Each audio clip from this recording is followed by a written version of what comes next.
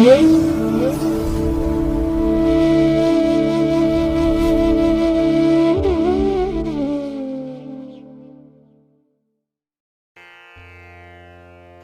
ಮಹಾಗಣಪತಯೇ ನಮಃ. ಶ್ರೀ ಗುರುಭ್ಯೋ ನಮಃ. ಹರಿ ಓಂ. ಪ್ರೀತಿಯ ವೀಕ್ಷಕ ಬಂಧುಗಳೇ, ತಮಗೆಲ್ಲರಿಗೂ ಸಿರಿಗನ್ನಡ ಸುದ್ದಿವಾಹಿನಿಗೆ ಸ್ವಾಗತ. ದಯಾಮಯನಾದಂಥ ಭಗವಂತನ ಅನುಗ್ರಹ ತಮ್ಮೆಲ್ಲರಿಗೆ ಪ್ರಾಪ್ತಿಯಾಗಲಿ, ತಮ್ಮೆಲ್ಲರ ಜೀವನ ಆರೋಗ್ಯದಾಯಕವಾಗಿರಲಿ, ಸಂತೃಪ್ತಿದಾಯಕವಾಗಿರಲಿ ಎಂದು ಭಗವಂತನಲ್ಲಿ ಪ್ರಾರ್ಥನೆಯನ್ನು ಮಾಡ್ತಾ ಈ ದಿನದ ಪಂಚಾಂಗ ಫಲವನ್ನು ನೋಡೋಣ. ಹಾಗೆ ಈ ದಿನದ ವಿಶೇಷತೆ ಏನು, ದ್ವಾದಶ ರಾಶಿಯವರ ಗೋಚಾರ ಫಲಾಫಲಗಳು ಹೇಗಿವೆ ಅನ್ನುವಂಥ ವಿಚಾರಗಳನ್ನು ಕೂಡ ತಿಳ್ಕೊಳ್ಳೋಣ. ಈ ದಿನ 2026ರ ಏಪ್ರಿಲ್ ತಿಂಗಳ 11ನೇ ತಾರೀಕು ಸ್ಥಿರವಾಸರ ಅಂದರೆ ಶನಿವಾರ. ಇದು ಶ್ರೀ ಪರಾಭವನಾಮ ಸಂವತ್ಸರದ ಉತ್ತರಾಯಣ ವಸಂತ ಋತು ಚೈತ್ರ ಮಾಸದ ಕೃಷ್ಣ ಪಕ್ಷದ ನವಮಿಯ ತಿಥಿ ಇರುವಂಥ ದಿನ, 9ನೇ ದಿನ. ಇದು ಈ ದಿನ ರಾತ್ರಿ 8:27 ನವಮಿಯ ತಿಥಿ ಇರುವಂಥದ್ದು. ನಂತರ ದಶಮಿ ಆರಂಭ ಆಗುತ್ತೆ. ಈ ದಿನದ ನಕ್ಷತ್ರ ಉತ್ತರಾಷಾಢ ನಕ್ಷತ್ರ. ಇದು ಈ ದಿನ ಬೆಳಿಗ್ಗೆ 10:10 ಇರಲಿದೆ. ನಂತರ ಶ್ರವಣ ನಕ್ಷತ್ರ ಆರಂಭ ಆಗುತ್ತೆ.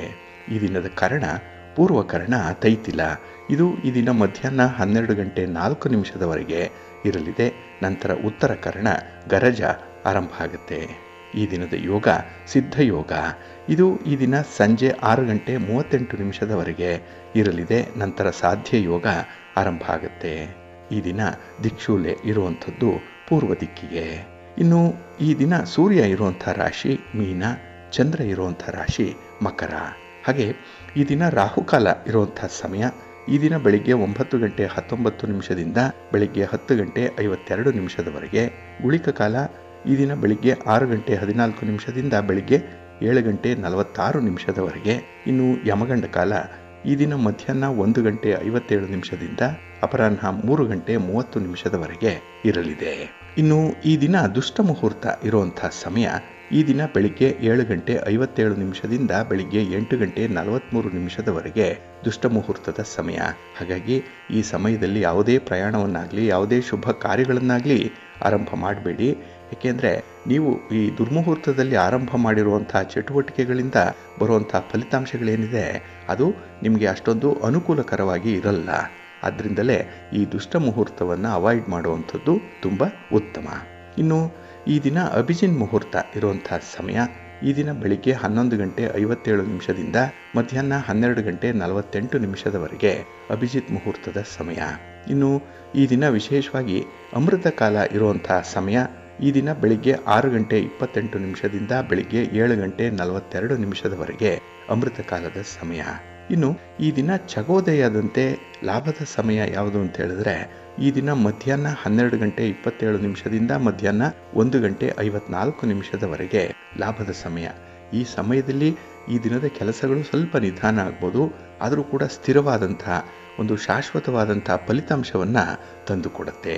ಹಾಗಾಗಿ ವ್ಯಾಪಾರಸ್ಥರು, ವರ್ತಕರು, ಹಣದ ಲೇವಾದೇವಿ ವ್ಯವಹಾರವನ್ನು ಮಾಡುವಂಥವರು, ಒಟ್ಟಾರೆ ವ್ಯಾಪಾರಿ ವರ್ಗದವರು ಈ ಚಗೋದಯದ ಸಮಯವನ್ನು ನಿಮ್ಮ ವ್ಯಾಪಾರದ ಅಭಿವೃದ್ಧಿಗಾಗಿ ವಿನಿಯೋಗ ಮಾಡಿಕೊಳ್ಬಹುದು.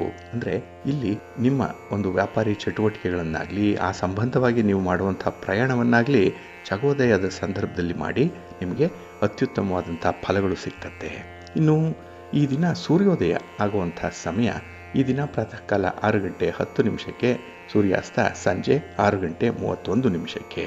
ಇನ್ನು ಈ ದಿನ ಚಂದ್ರನ ಬಲ ಇರುವಂಥ ರಾಶಿಗಳು ಅಂತ ಹೇಳಿದ್ರೆ ಮೇಷ, ಕರ್ಕಾಟಕ, ಸಿಂಹ, ವೃಶ್ಚಿಕ, ಮಕರ ಮತ್ತು ಮೀನ.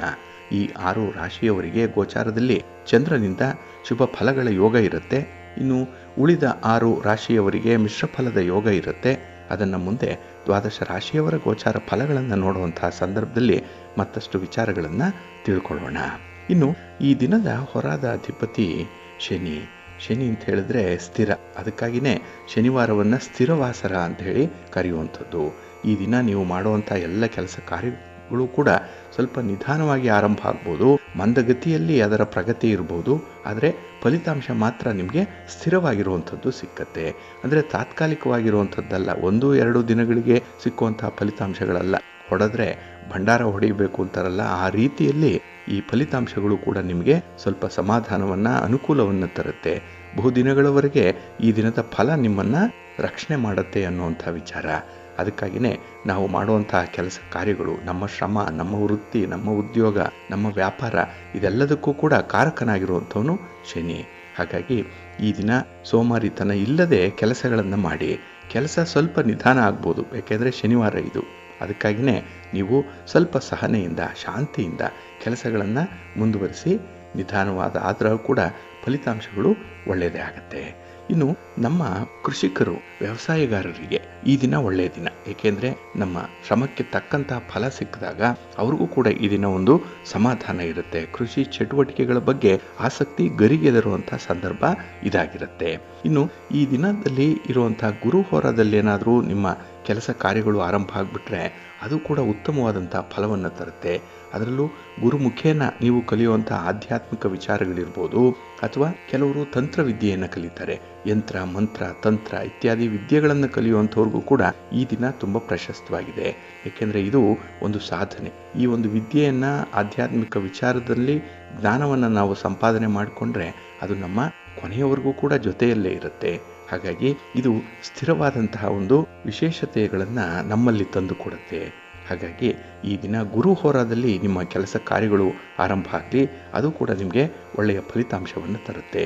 ಈ ದಿನ ಗುರು ಹೋರ ಇರುವಂಥ ಸಮಯ ಈ ದಿನ ಬೆಳಿಗ್ಗೆ 7 ಗಂಟೆ 16 ನಿಮಿಷದಿಂದ ಬೆಳಿಗ್ಗೆ 8 ಗಂಟೆ 17 ನಿಮಿಷದವರೆಗೆ. ಇನ್ನು ಮಧ್ಯಾಹ್ನ 2 ಗಂಟೆ 26 ನಿಮಿಷದಿಂದ ಅಪರಾಹ್ನ 3 ಗಂಟೆ 28 ನಿಮಿಷದವರೆಗೆ. ಇನ್ನು ರಾತ್ರಿ 9 ಗಂಟೆ 29 ನಿಮಿಷದಿಂದ ರಾತ್ರಿ 10 ಗಂಟೆ 28 ನಿಮಿಷದವರೆಗೆ ಗುರುಹೋರ ಇರುವಂಥ ಸಮಯ. ಇದನ್ನು ನೀವು ಅನುಸರಣೆ ಮಾಡ್ಬೋದು, ಒಳ್ಳೆಯದಾಗುತ್ತೆ. ಆದರೆ ಈ ದಿನ ಇರುವಂಥ ಶನಿಹೋರ, ಈಗಾಗಲೇ ಹೇಳಿದಾಗೆ ಶನಿಹೋರದಲ್ಲಿ ಆರಂಭ ಆಗುವಂಥ ಕೆಲಸ ಕಾರ್ಯಗಳು ಸ್ವಲ್ಪ ನಿಧಾನ ಆಗ್ಬೋದು, ಮಂದಗತಿಯಲ್ಲಿ ಚಲಿಸ್ಬೋದು. ಅದಕ್ಕಾಗಿಯೇ ಕೆಲವೊಂದು ಪ್ರಮುಖವಾಗಿರುವಂಥ ಕೆಲಸ ಕಾರ್ಯಗಳೇನಿದೆ, ನಿಮಗೆ ಅರ್ಜೆಂಟಾಗಿ ಫಲಿತಾಂಶ ಬೇಕು, ಆ ಕೆಲಸ ಆಗಲೇಬೇಕು ಅಂದರೆ ಆದಷ್ಟು ಈ ಶನಿಹೋರವನ್ನು ಅವಾಯ್ಡ್ ಮಾಡಿ. ಈ ದಿನ ಅಂದರೆ ಈ ಪ್ರಮುಖವಾಗಿರುವಂಥ ಕೆಲಸ ಕಾರ್ಯಗಳನ್ನು ಶನಿಹೋರದಲ್ಲಿ ಆರಂಭ ಮಾಡಬೇಡಿ. ಇದು ಈ ಶನಿಹೋರ ಈ ದಿನ ಬೆಳಿಗ್ಗೆ 6 ಗಂಟೆ 14 ನಿಮಿಷದಿಂದ ಬೆಳಿಗ್ಗೆ 7 ಗಂಟೆ 16 ನಿಮಿಷದವರೆಗೆ. ಇನ್ನು ಮಧ್ಯಾಹ್ನ 1 ಗಂಟೆ 25 ನಿಮಿಷದಿಂದ ಮಧ್ಯಾಹ್ನ 2 ಗಂಟೆ 26 ನಿಮಿಷದವರೆಗೆ. ಇನ್ನು ರಾತ್ರಿ 8 ಗಂಟೆ 31 ನಿಮಿಷದಿಂದ ರಾತ್ರಿ 9 ಗಂಟೆ 29 ನಿಮಿಷದವರೆಗೆ ಶನಿಹೋರ ಇರುವಂಥ ಸಮಯ. ಇದನ್ನು ಸ್ವಲ್ಪ ಅವಾಯ್ಡ್ ಮಾಡ್ಕೊಳ್ಳಿ, ಒಳ್ಳೆಯದಾಗುತ್ತೆ. ಹಾಗೆ ಈ ದಿನ ಇರುವಂಥ ರವಿಹೋರ ಸ್ವಲ್ಪ ಅನಾನುಕೂಲಕರವಾಗಿರುವಂಥದ್ದು. ಅದರಲ್ಲೂ ರಾಜಕಾರಣಿಗಳಿಗೆ, ರಾಜಕೀಯ ಕ್ಷೇತ್ರದಲ್ಲಿರುವಂಥವ್ರಿಗೆ ಯಾವುದೇ ರೀತಿಯ ಚಟುವಟಿಕೆಗಳನ್ನು ಆರಂಭ ಮಾಡುವಂಥದ್ದಾಗಲಿ ಅಥವಾ ನಿಮ್ಮ ಪ್ರಯಾಣವನ್ನು ಪ್ರಾರಂಭ ಮಾಡುವಂಥದ್ದನ್ನಾಗಲಿ ರವಿಹೋರದಲ್ಲಿ ಮಾಡಬೇಡಿ. ಇನ್ನು ನೀವು ಗಣ್ಯರನ್ನು ಭೇಟಿ ಮಾಡಬೇಕು, ಹಿರಿಯರನ್ನು ಭೇಟಿ ಮಾಡಬೇಕು, ಸರ್ಕಾರದ ಮಟ್ಟದ ಅಧಿಕಾರಿಗಳನ್ನು ಭೇಟಿ ಮಾಡಬೇಕು ಅನ್ನುವಂಥ ವಿಚಾರ ಇದ್ದರೆ ಅದನ್ನು ಕೂಡ ರವಿಹೋರದಲ್ಲಿ ಮಾಡಬೇಡಿ. ನಿಮಗೆ ಸೂಕ್ತವಾದಂಥ ಒಂದು ಅನುಕೂಲ ಅಲ್ಲಿಂದ ಸಿಕ್ಕಲ್ಲ. ಹಾಗಾಗಿನೇ ಈ ದಿನ ರವಿಹೋರ ಇರುವಂಥ ಸಮಯ ಈ ದಿನ ಬೆಳಿಗ್ಗೆ 9 ಗಂಟೆ 19 ನಿಮಿಷದಿಂದ ಬೆಳಿಗ್ಗೆ 10 ಗಂಟೆ 20 ನಿಮಿಷದವರೆಗೆ. ಇನ್ನು ಅಪರಾಹ್ನ 4 ಗಂಟೆ 29 ನಿಮಿಷದಿಂದ ಸಂಜೆ 5 ಗಂಟೆ 31 ನಿಮಿಷದವರೆಗೆ. ಹಾಗೆ ರಾತ್ರಿ 11 ಗಂಟೆ 26 ನಿಮಿಷದಿಂದ ರಾತ್ರಿ 12 ಗಂಟೆ 24 ನಿಮಿಷದವರೆಗೆ ರವಿಹೋರ ಇರುವಂಥ ಸಮಯ. ಇದನ್ನು ಸ್ವಲ್ಪ ಅವಾಯ್ಡ್ ಮಾಡ್ಕೊಳ್ಳಿ, ಈ ದಿನ ಒಳ್ಳೆಯದಾಗುತ್ತೆ. ಹಾಗೆ ಈ ದಿನ ಇರುವಂಥ ಕುಜಹೋರ ಸ್ವಲ್ಪ ಅನ್ಫೇವರಬಲ್ ಆಗೇ ಇರುವಂಥದ್ದು. ಅದರಲ್ಲೂ ಈ ಭೂಮಿಗೆ ಸಂಬಂಧಪಟ್ಟಂಥ ವ್ಯವಹಾರಗಳನ್ನು ಮಾಡುವಂಥವರು ನಿಮ್ಮ ಮನೆ, ಸೈಟು, ಜಮೀನು ಇತ್ಯಾದಿಗಳನ್ನು ಮಾರಾಟ ಮಾಡುವಂಥ ವಿಚಾರ ಅಥವಾ ಖರೀದಿ ಮಾಡುವಂಥ ವಿಚಾರ, ಅಗ್ರಿಮೆಂಟ್ ಮಾಡಿಕೊಳ್ಳುವಂಥದ್ದು, ಅಡ್ವಾನ್ಸ್ ಕೊಡುವಂಥದ್ದು ಅಥವಾ ಇನ್ನು ಯಾವುದೇ ಅಭಿವೃದ್ಧಿ ಕಾರ್ಯಗಳನ್ನು ಮಾಡಬೇಕು ಈ ಕೃಷಿಯಲ್ಲಿ ಅಥವಾ ಭೂಮಿಯಲ್ಲಿ ಅನ್ನುವಂಥದ್ದಿದ್ದರೆ ಅದನ್ನು ಆದಷ್ಟು ಕುಜಹೋರದಲ್ಲಿ ಆರಂಭ ಮಾಡಬೇಡಿ. ಇನ್ನು ಕೆಲವು ಸಾಹಸದ ಕೆಲಸಗಳನ್ನು ಮಾಡುವಂಥ ಇಲಾಖೆಗಳು, ಮಿಲಿಟರಿ ಇಲಾಖೆ, ಪೊಲೀಸ್ ಇಲಾಖೆ, ಅಗ್ನಿಶಾಮಕ ದಳ ಅಥವಾ ಬಾರ್ಡರ್ ಸೆಕ್ಯೂರಿಟಿ ಫೋರ್ಸ್, ಇಲ್ಲಿ ಕೆಲಸ ಮಾಡುವಂಥವರು ಕೂಡ ಸ್ವಲ್ಪ ಎಚ್ಚರಿಕೆಯಿಂದ ಇರಿ. ಕುಜಹೋರದಲ್ಲಿ ನಿಮ್ಮ ಯಾವುದೇ ರೀತಿಯ ಸಾಹಸ ಕೆಲಸಗಳನ್ನು ಈ ಸಂದರ್ಭದಲ್ಲಿ ಆರಂಭ ಮಾಡಬೇಡಿ. ಇದು ಅಂದರೆ ಕುಜಹೋರ ಈ ದಿನ ಬೆಳಿಗ್ಗೆ 8 ಗಂಟೆ 17 ನಿಮಿಷದಿಂದ ಬೆಳಿಗ್ಗೆ 9 ಗಂಟೆ 19 ನಿಮಿಷದವರೆಗೆ. ಇನ್ನು ಅಪರಾಹ್ನ 3 ಗಂಟೆ 28 ನಿಮಿಷದಿಂದ ಅಪರಾಹ್ನ 4 ಗಂಟೆ 29 ನಿಮಿಷದವರೆಗೆ. ಇನ್ನು ರಾತ್ರಿ 10 ಗಂಟೆ 28 ನಿಮಿಷದಿಂದ ರಾತ್ರಿ 11 ಗಂಟೆ 26 ನಿಮಿಷದವರೆಗೆ ಕುಜಹೋರ ಇರುವಂಥ ಸಮಯ. ಇದನ್ನು ಸ್ವಲ್ಪ ಅವಾಯ್ಡ್ ಮಾಡ್ಕೊಳ್ಳಿ, ಒಳ್ಳೆಯದಾಗುತ್ತೆ. ಹಾಗಾಗಿ ಬಂಧುಗಳೇ, ನಿಮ್ಮ ಕೆಲಸ ಕಾರ್ಯಗಳನ್ನು ಒಳ್ಳೆಯ ಸಮಯದಲ್ಲಿ ಆರಂಭ ಮಾಡಿ, ಒಳ್ಳೆಯ ಮುಹೂರ್ತ ಯಾವುದು ಅದನ್ನು ತಿಳ್ಕೊಳ್ಳಿ. ಶುಭ ಗಳಿಗೆ ಯಾವುದು ಪ್ರತಿನಿತ್ಯ ಇರುತ್ತೆ ಒಂದಲ್ಲ ಒಂದು ಸಮಯದಲ್ಲಿ, ಅದನ್ನು ನೀವು ಪ್ರತಿನಿತ್ಯ ತಿಳ್ಕೊಳ್ಬೇಕು. ಹಾಗೆ ಯಾವ ಹೊರದಲ್ಲಿ ಯಾವ ಕೆಲಸಗಳು ಆರಂಭ ಆದರೆ ಯಾವ ರೀತಿಯ ಫಲಿತಾಂಶ ಬರುತ್ತೆ ಅನ್ನುವಂಥದ್ದನ್ನು ಕೂಡ ನೀವು ನಿತ್ಯ ತಿಳ್ಕೊಂಡು ಅದಕ್ಕೆ ಅನುಗುಣವಾಗಿ ನಿಮ್ಮ ಕೆಲಸ ಕಾರ್ಯಗಳನ್ನು ಆರಂಭ ಮಾಡಬೇಕು. ಅದಕ್ಕಾಗಿಯೇ ಸಿರಿಗನ್ನಡ ಸುದ್ದಿವಾಹಿನಿ ಪ್ರತಿನಿತ್ಯ ಪ್ರಸಾರ ಮಾಡುವಂತಹ ಈ ಪಂಚಾಂಗದ ವಿವರಗಳನ್ನು ಕೇಳಿಸ್ಕೊಳ್ಳಿ ಸಾಕು. ಇದನ್ನು ನೀವು ಫಾಲೋ ಮಾಡಿದ್ರೆ ನಿಮ್ಮ ಪ್ರಯತ್ನಗಳು ಯಶಸ್ವಿಯಾಗುತ್ತೆ. ಏಕೆಂದರೆ ಇದರಲ್ಲಿ ನಿಮಗೆ ಬೇಕಾದಂತಹ ಎಲ್ಲ ಮಾಹಿತಿಗಳು ಕೂಡ ಸಿಕ್ಕತ್ತೆ. ಅದನ್ನು ನೀವು ಅನುಸರಣೆ ಮಾಡಿ ನೀವು ನಿರೀಕ್ಷೆ ಮಾಡಿದಂತಹ ಒಂದು ಫಲಿತಾಂಶವನ್ನು ಪಡ್ಕೊಳ್ಳಿಕ್ಕೆ ಸಾಧ್ಯವಾಗುತ್ತೆ. ಏಕೆಂದರೆ ಪಂಚಾಂಗ ನಿಮಗೆ ಒಂದು ದಾರಿದೀಪವಾಗಿ ಇರುತ್ತೆ, ನಿಮ್ಮನ್ನು ಮುನ್ನಡೆಸುತ್ತೆ. ಅದನ್ನು ನೀವು ಅನುಸರಣೆ ಮಾಡಿದ್ರೆ ಸಾಕು, ಒಳ್ಳೆಯದಾಗತ್ತೆ. ಬಂಧುಗಳೇ, ನಾವು ನೆನ್ನೆಯ ಸಂಚಿಕೆಯಲ್ಲಿ ಈ ವಾಸ್ತುಶಾಸ್ತ್ರದ ವಿಚಾರವಾಗಿ ಕೆಲವು ಮಾಹಿತಿಗಳನ್ನು ಕೇಳ್ತಾ ಇದ್ವಿ. ಈ ದಿನ ಅದರ ಮುಂದುವರೆದ ಭಾಗವನ್ನು ನೋಡೋಣ. ಜೊತೆಗೆ ನಾವು ಗೃಹ ನಿರ್ಮಾಣ ಮಾಡುವಂತಹ ಸಂದರ್ಭದಲ್ಲಿ ವಾಸ್ತುಶಾಸ್ತ್ರದಂತೆ ಅನುಸರಣೆ ಮಾಡಬೇಕಾದಂತಹ ಕೆಲವೊಂದು ವಿಚಾರಗಳೇನಿದೆ ಅದನ್ನು ಕಡ್ಡಾಯವಾಗಿ ತಿಳ್ಕೊಂಡು ಅದನ್ನು ಪರಿಪಾಲನೆ ಮಾಡಲೇಬೇಕು. ಆಗ ಕಟ್ಟುವಂಥ ಮನೆಯಲ್ಲಿ ವಾಸ ಮಾಡುವಂಥವ್ರಿಗೆ ಉತ್ತಮವಾದಂಥ ಒಂದು ಮನಸ್ಥಿತಿ ಇರುತ್ತೆ. ಅಲ್ಲಿ ಶಾಂತಿ, ನೆಮ್ಮದಿ, ಉತ್ತರೋತ್ತರವಾದಂಥ ಅಭಿವೃದ್ಧಿ ಉಂಟಾಗಲಿಕ್ಕೆ ಎಲ್ಲ ಅವಕಾಶಗಳು ಕೂಡ ಒದಗಿ ಬರ್ತಾ ಇರುತ್ತೆ. ಹಾಗಾಗಿ ಮನೆಯನ್ನು ಅಂದವಾಗಿ ಕಟ್ಟುವುದರ ಜೊತೆಗೆ ವಾಸ್ತು ನಿಯಮಕ್ಕೆ ಅನುಸಾರವಾಗಿ ಕಟ್ಟಬೇಕು ಅನ್ನುವಂಥ ವಿಚಾರವನ್ನು ಪ್ರತಿಯೊಬ್ಬರು ತಿಳ್ಕೊಳ್ಬೇಕಾಗತ್ತೆ. ಈ ದಿನ ನಾವು ನೈಋತ್ಯ ದಿಕ್ಕಿನ ಫಲಾಫಲಗಳ ಬಗ್ಗೆ ತಿಳ್ಕೊಳ್ಳೋಣ. ಇಲ್ಲಿ ಮನೆ ಕಟ್ಟುವಂತಹ ಸಂದರ್ಭದಲ್ಲಿ ನಮಗೆ ಈಶಾನ್ಯ ದಿಕ್ಕು ಎಷ್ಟು ಮುಖ್ಯವೋ ಅದರ ವಿರುದ್ಧವಾಗಿ ಇರುವಂಥ ನೈಋತ್ಯ ದಿಕ್ಕು ಕೂಡ ತುಂಬ ಮುಖ್ಯವಾಗುತ್ತೆ. ಇಲ್ಲಿ ಮನೆಯನ್ನು ಕಟ್ಟೋದಕ್ಕೆ ಮೊದಲು ನೈಋತ್ಯ ದಿಕ್ಕನ್ನು ನಿರ್ಧರಿಸಿ ನಂತರ ಈಶಾನ್ಯವನ್ನು ಗುರುತಿಸಬೇಕು ಅನ್ನುವಂಥ ವಿಚಾರ ಇದೆ. ಇಲ್ಲಿ ನೈಋತ್ಯ ಅಂದರೆ ಅಶುಭ ಅನ್ನುವಂಥ ಅರ್ಥವನ್ನು ಕೆಲವರು ಕೊಡ್ತಾರೆ. ಈ ದಿಕ್ಕಿನ ವಿಚಾರದಲ್ಲಿ ಮನೆ ಕಟ್ಟುವಂಥವ್ರು ಬಹಳ ಎಚ್ಚರಿಕೆ ವಹಿಸಬೇಕು ಅನ್ನುವಂಥದ್ದು ಇದೆ. ಏಕೆಂದರೆ ಮನೆ ಕಟ್ಟುವಂಥದ್ದು ನೂರಾರು ವರ್ಷಗಳು ಕೂಡ ಆ ಮನೆಯಲ್ಲಿ ಬಾಳ್ವೆ ನಡೆಸಬೇಕು ಅನ್ನುವಂಥ ವಿಚಾರದಲ್ಲಿ ಸುಖ, ಸಂತೋಷ, ಸೌಭಾಗ್ಯಗಳು ಸಿಗಬೇಕು ಅಂತ ಹೇಳಿ ಅಷ್ಟವಿಧದ ಐಶ್ವರ್ಯಗಳು ಕೂಡ ಲಭಿಸಬೇಕು ಅಂತ ಹೇಳಿದ್ರೆ ಅಲ್ಲಿ ನಾವು ಮನೆ ಕಟ್ಟುವಂಥ ದಿಕ್ಕು ಬಹಳ ಮುಖ್ಯವಾಗುತ್ತೆ. ಹಾಗಾಗಿ ದಿಕ್ಕುಗಳನ್ನು ಕಡೆಗಣಿಸಿ ನಾವು ಬದುಕಲಿಕ್ಕೆ ಸಾಧ್ಯ ಇಲ್ಲ. ಒಂದು ವೇಳೆ ಆ ದಿಕ್ಕನ್ನು ಕಡೆಗಣಿಸಿದ್ರೆ ಮನುಷ್ಯನಿಗೆ ದಿಕ್ಕೇ ತೋಚದಾಗ ಆಗ್ಬಿಡುತ್ತೆ. ಜಾಗ್ರತೆಯಿಂದ ಇರಬೇಕಾಗತ್ತೆ. ಹಾಗಾಗಿ ಇಲ್ಲಿ ಈಶಾನ್ಯ ಮತ್ತು ನೈಋತ್ಯ ದಿಕ್ಕುಗಳು ಬಹಳ ಮುಖ್ಯವಾಗಿ ನಾವು ಮನೆ ಕಟ್ಟುವಂತಹ ಸಂದರ್ಭದಲ್ಲಿ ಗಮನಿಸಬೇಕಾಗಿರುವಂಥದ್ದು. ಇಲ್ಲಿ ನೈಋತ್ಯದ ಬಗ್ಗೆ ಹೇಳೋದಾದರೆ ನೈಋತ್ಯದ ನಿವೇಶನ ಎತ್ತರವಾಗಿ ಮೇಲುಭಾಗ ಮುಚ್ಚಿರಬೇಕು ಅನ್ನುವಂಥದ್ದು ಇದೆ. ಅಂದರೆ ನೈಋತ್ಯದ ಭಾಗ ಬೆಳಿಬಾರ್ದು, ಈಶಾನ್ಯ ಬೆಳಿಬೇಕು. ನೈಋತ್ಯದ ನಿವೇಶನಕ್ಕೆ ದಕ್ಷಿಣದ ಬೀದಿಗಿಂತಲೂ ಪಶ್ಚಿಮದ ಬೀದಿ ತಗ್ಗಾಗಿದ್ದರೆ ದಕ್ಷಿಣದಲ್ಲೇ ಮುಖ್ಯ ದ್ವಾರವನ್ನು ಇಟ್ಕೊಳ್ಬೇಕು ಅನ್ನುವಂಥದ್ದು ವಾಸ್ತುಶಾಸ್ತ್ರದಲ್ಲಿದೆ. ಇನ್ನು ನೈಋತ್ಯದ ಕಟ್ಟಡಕ್ಕೆ ಸುತ್ತಲೂ ಕೂಡ ಜಾಗವನ್ನು ಬಿಡಬೇಕು. ನೈಋತ್ಯ ಮೂಲೆ ಮಟ್ಟಕ್ಕೆ ಸರಿಯಾಗಿ ಇರಬೇಕು. ಇದನ್ನು ಮಾತ್ರ ಕಡ್ಡಾಯವಾಗಿ ಗಮನಿಸಬೇಕು. ನೈಋತ್ಯದಲ್ಲಿ ಹಳ್ಳ ಆಗಲಿ, ಬಾವಿ ಆಗಲಿ ಅಥವಾ ಮೋರಿ ಆಗಲಿ ಇರಬಾರ್ದು. ಅಂದರೆ ನೈಋತ್ಯ ಕೋಣೆ ಎತ್ತರವಾಗಿರಬೇಕು. ಮನೆ ಕಟ್ಟುವಾಗ ಕೂಡ ಈ ನೈಋತ್ಯ ಎತ್ತರವಾಗಿರುವಂತೆ ನೋಡ್ಕೊಳ್ಬೇಕು. ಅದಕ್ಕಾಗಿಯೇ ಈ ನೈಋತ್ಯ ಮೂಲೆಯಲ್ಲೇ ಈ ಓವರ್ ಹೆಡ್ ಟ್ಯಾಂಕನ್ನು ಇಡುವಂಥದ್ದು. ಯಾಕೆಂದರೆ ಅದು ಸ್ವಲ್ಪ ಮೇಲ್ಭಾಗದಲ್ಲೇ ಕೂರಿಸುವಂಥದ್ದು ಈ ಕಾರಣಕ್ಕಾಗಿಯೇ. ಇನ್ನು ಮನೆಯಲ್ಲಿ ಉಪಯೋಗಿಸಿದಂಥ ನೀರೇನಿದೆ, ಅಡುಗೆ ಮನೆ ನೀರಾಗಲಿ ಅಥವಾ ಬಚ್ಚಲು ಮನೆ ನೀರಾಗಲಿ ನೈಋತ್ಯಕ್ಕೆ ಹರಿಬಾರ್ದು. ನೈಋತ್ಯದ ಛಾವಣಿ ಭಾರವಾಗಿದ್ದರೆ ಬಹಳ ಉತ್ತಮ. ಏಕೆಂದರೆ ಅದರ ಮೇಲೆ ಭಾರ ಇಡಬೇಕು ನೈಋತ್ಯಕ್ಕೆ, ಮತ್ತು ಅದು ಕಟ್ಟಡದಲ್ಲಿ ಅದೇ ಎತ್ತರದ ಭಾಗವಾಗಿ ಇರಬೇಕು. ಇನ್ನು ನಿವೇಶನಕ್ಕೆ ದಕ್ಷಿಣದ ಬೀದಿಗಿಂತಲೂ ಪಶ್ಚಿಮದ ಬೀದಿ ತಗ್ಗಾಗಿದ್ದರೆ ದಕ್ಷಿಣದ ಬಾಗಿಲನ್ನೇ ಇಟ್ಕೊಳ್ಬೇಕು ಮೇನ್ ಡೋರ್ ಆಗಿ ಅನ್ನುವಂಥ ವಿಚಾರ. ಜೊತೆಗೆ ದಕ್ಷಿಣ ಆಗ್ನೇಯವನ್ನು ನೋಡ್ತಾ ಇದ್ದರೆ ದಕ್ಷಿಣ ಆಗ್ನೇಯದಲ್ಲಿ ಗೇಟನ್ನು ಇಟ್ಕೊಂಡು ಪೂರ್ವದ ಬಾಗಿಲಿನಿಂದ ಓಡಾಡಬೇಕು ಅವರು. ಇನ್ನು ಪಶ್ಚಿಮದ ಬೀದಿಗಿಂತಲೂ ಕೂಡ ದಕ್ಷಿಣದ ಬೀದಿ ತಗ್ಗಾಗಿದ್ದರೆ ಪಶ್ಚಿಮ ದಿಕ್ಕಿನಲ್ಲೇ ಮುಂಬಾಗಿಲನ್ನು ಇಟ್ಕೊಳ್ಬೇಕು. ಆ ಮನೆಗೆ ಉತ್ತರದ ಬಾಗಿಲು ಇರಬೇಕು ಅನ್ನುವಂಥದ್ದು. ಜೊತೆಗೆ ಆ ಮನೆಗೆ ಪೂರ್ವದಲ್ಲೂ ಕೂಡ ಸ್ವಲ್ಪ ಜಾಗವನ್ನು ಬಿಟ್ಟಿರಬೇಕು. ಒಂದು ವೇಳೆ ನೈಋತ್ಯ ಎತ್ತರವಾಗಿದ್ದರೆ ಅಂಥ ಮನೆಯಲ್ಲಿ ವಾಸಿಸುವಂಥವ್ರಿಗೆ ಐಶ್ವರ್ಯ ಪ್ರಾಪ್ತಿಯಾಗುತ್ತೆ. ಯಾವಾಗಲೂ ಕೂಡ ಸುಖವಾದ ಜೀವನ ಇರುತ್ತೆ, ಆರೋಗ್ಯಯುತವಾದಂತಹ ಜೀವನ ಇರುತ್ತೆ. ಒಂದು ವೇಳೆ ಆ ಒಂದು ನೈಋತ್ಯ ದಿಕ್ಕಿನಲ್ಲಿ ಮರಗಳಿದ್ದರೆ ಕಲ್ಲು ರಾಶಿ ಆಗಲಿ ಕಸದ ರಾಶಿ ಆಗಲಿ ಇದ್ದರೆ ಉತ್ತಮ ಅನ್ನುವಂಥದ್ದು ಕೂಡ ಇದೆ. ಇನ್ನು ಈಶಾನ್ಯ ಬಾವಿ ಪೂರ್ವ ಉತ್ತರದಲ್ಲಿ ಹೆಚ್ಚು ಖಾಲಿ ಜಾಗವನ್ನು ಬಿಟ್ಟಿರಬೇಕು. ದಕ್ಷಿಣ ಮತ್ತು ಪಶ್ಚಿಮಗಳಲ್ಲಿ ನೈಋತ್ಯ ಭಾಗ ಏನಿದೆ ಅದು ಎತ್ತರವಾಗಿರಬೇಕು. ನೈಋತ್ಯಕ್ಕಿಂತಲೂ ಆಗ್ನೇಯ ತಗ್ಗಾಗಿರಬೇಕು, ಆಗ್ನೇಯಕ್ಕಿಂತಲೂ ವಾಯುವ್ಯ ತಗ್ಗಾಗಿರಬೇಕು, ಮತ್ತು ಅದಕ್ಕಿಂತಲೂ ಈಶಾನ್ಯ ತಗ್ಗಾಗಿರಬೇಕು. ಆ ರೀತಿಯಲ್ಲಿ ಮನೆಯ ಒಳಗೆ ಕೊಠಡಿಗಳನ್ನು ಒಂದು ಅರ್ಧ ಇಂಚಿನಷ್ಟಾದರೂ ಕೂಡ ವ್ಯತ್ಯಾಸದಲ್ಲಿ ಕಟ್ಟಬೇಕು ಅನ್ನುವಂಥದ್ದು. ಅಂದರೆ ಈ ನೆಲ ಹಾಸನ್ನು ಹಾಸುವಾಗ ಫ್ಲೋರಿಂಗ್ ಮಾಡುವಂಥ ಸಂದರ್ಭದಲ್ಲಿ 1-2 ಸೆಂಟಿಮೀಟರ್ಗಳಷ್ಟಾದರೂ ಎತ್ತರದಲ್ಲಿ ವ್ಯತ್ಯಾಸವನ್ನು ಮಾಡಿಕೊಳ್ಬೇಕು ಅನ್ನುವಂಥದ್ದಿದೆ.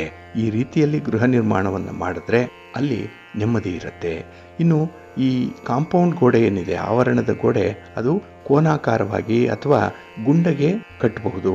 ಆದರೆ ನೈಋತ್ಯ ಭಾಗದಲ್ಲಿ ಜಗಲಿ ಏನಾದರೂ ಇದ್ದರೆ ಅದು ಎತ್ತರವಾಗಿದ್ದರೆ ಉತ್ತಮ.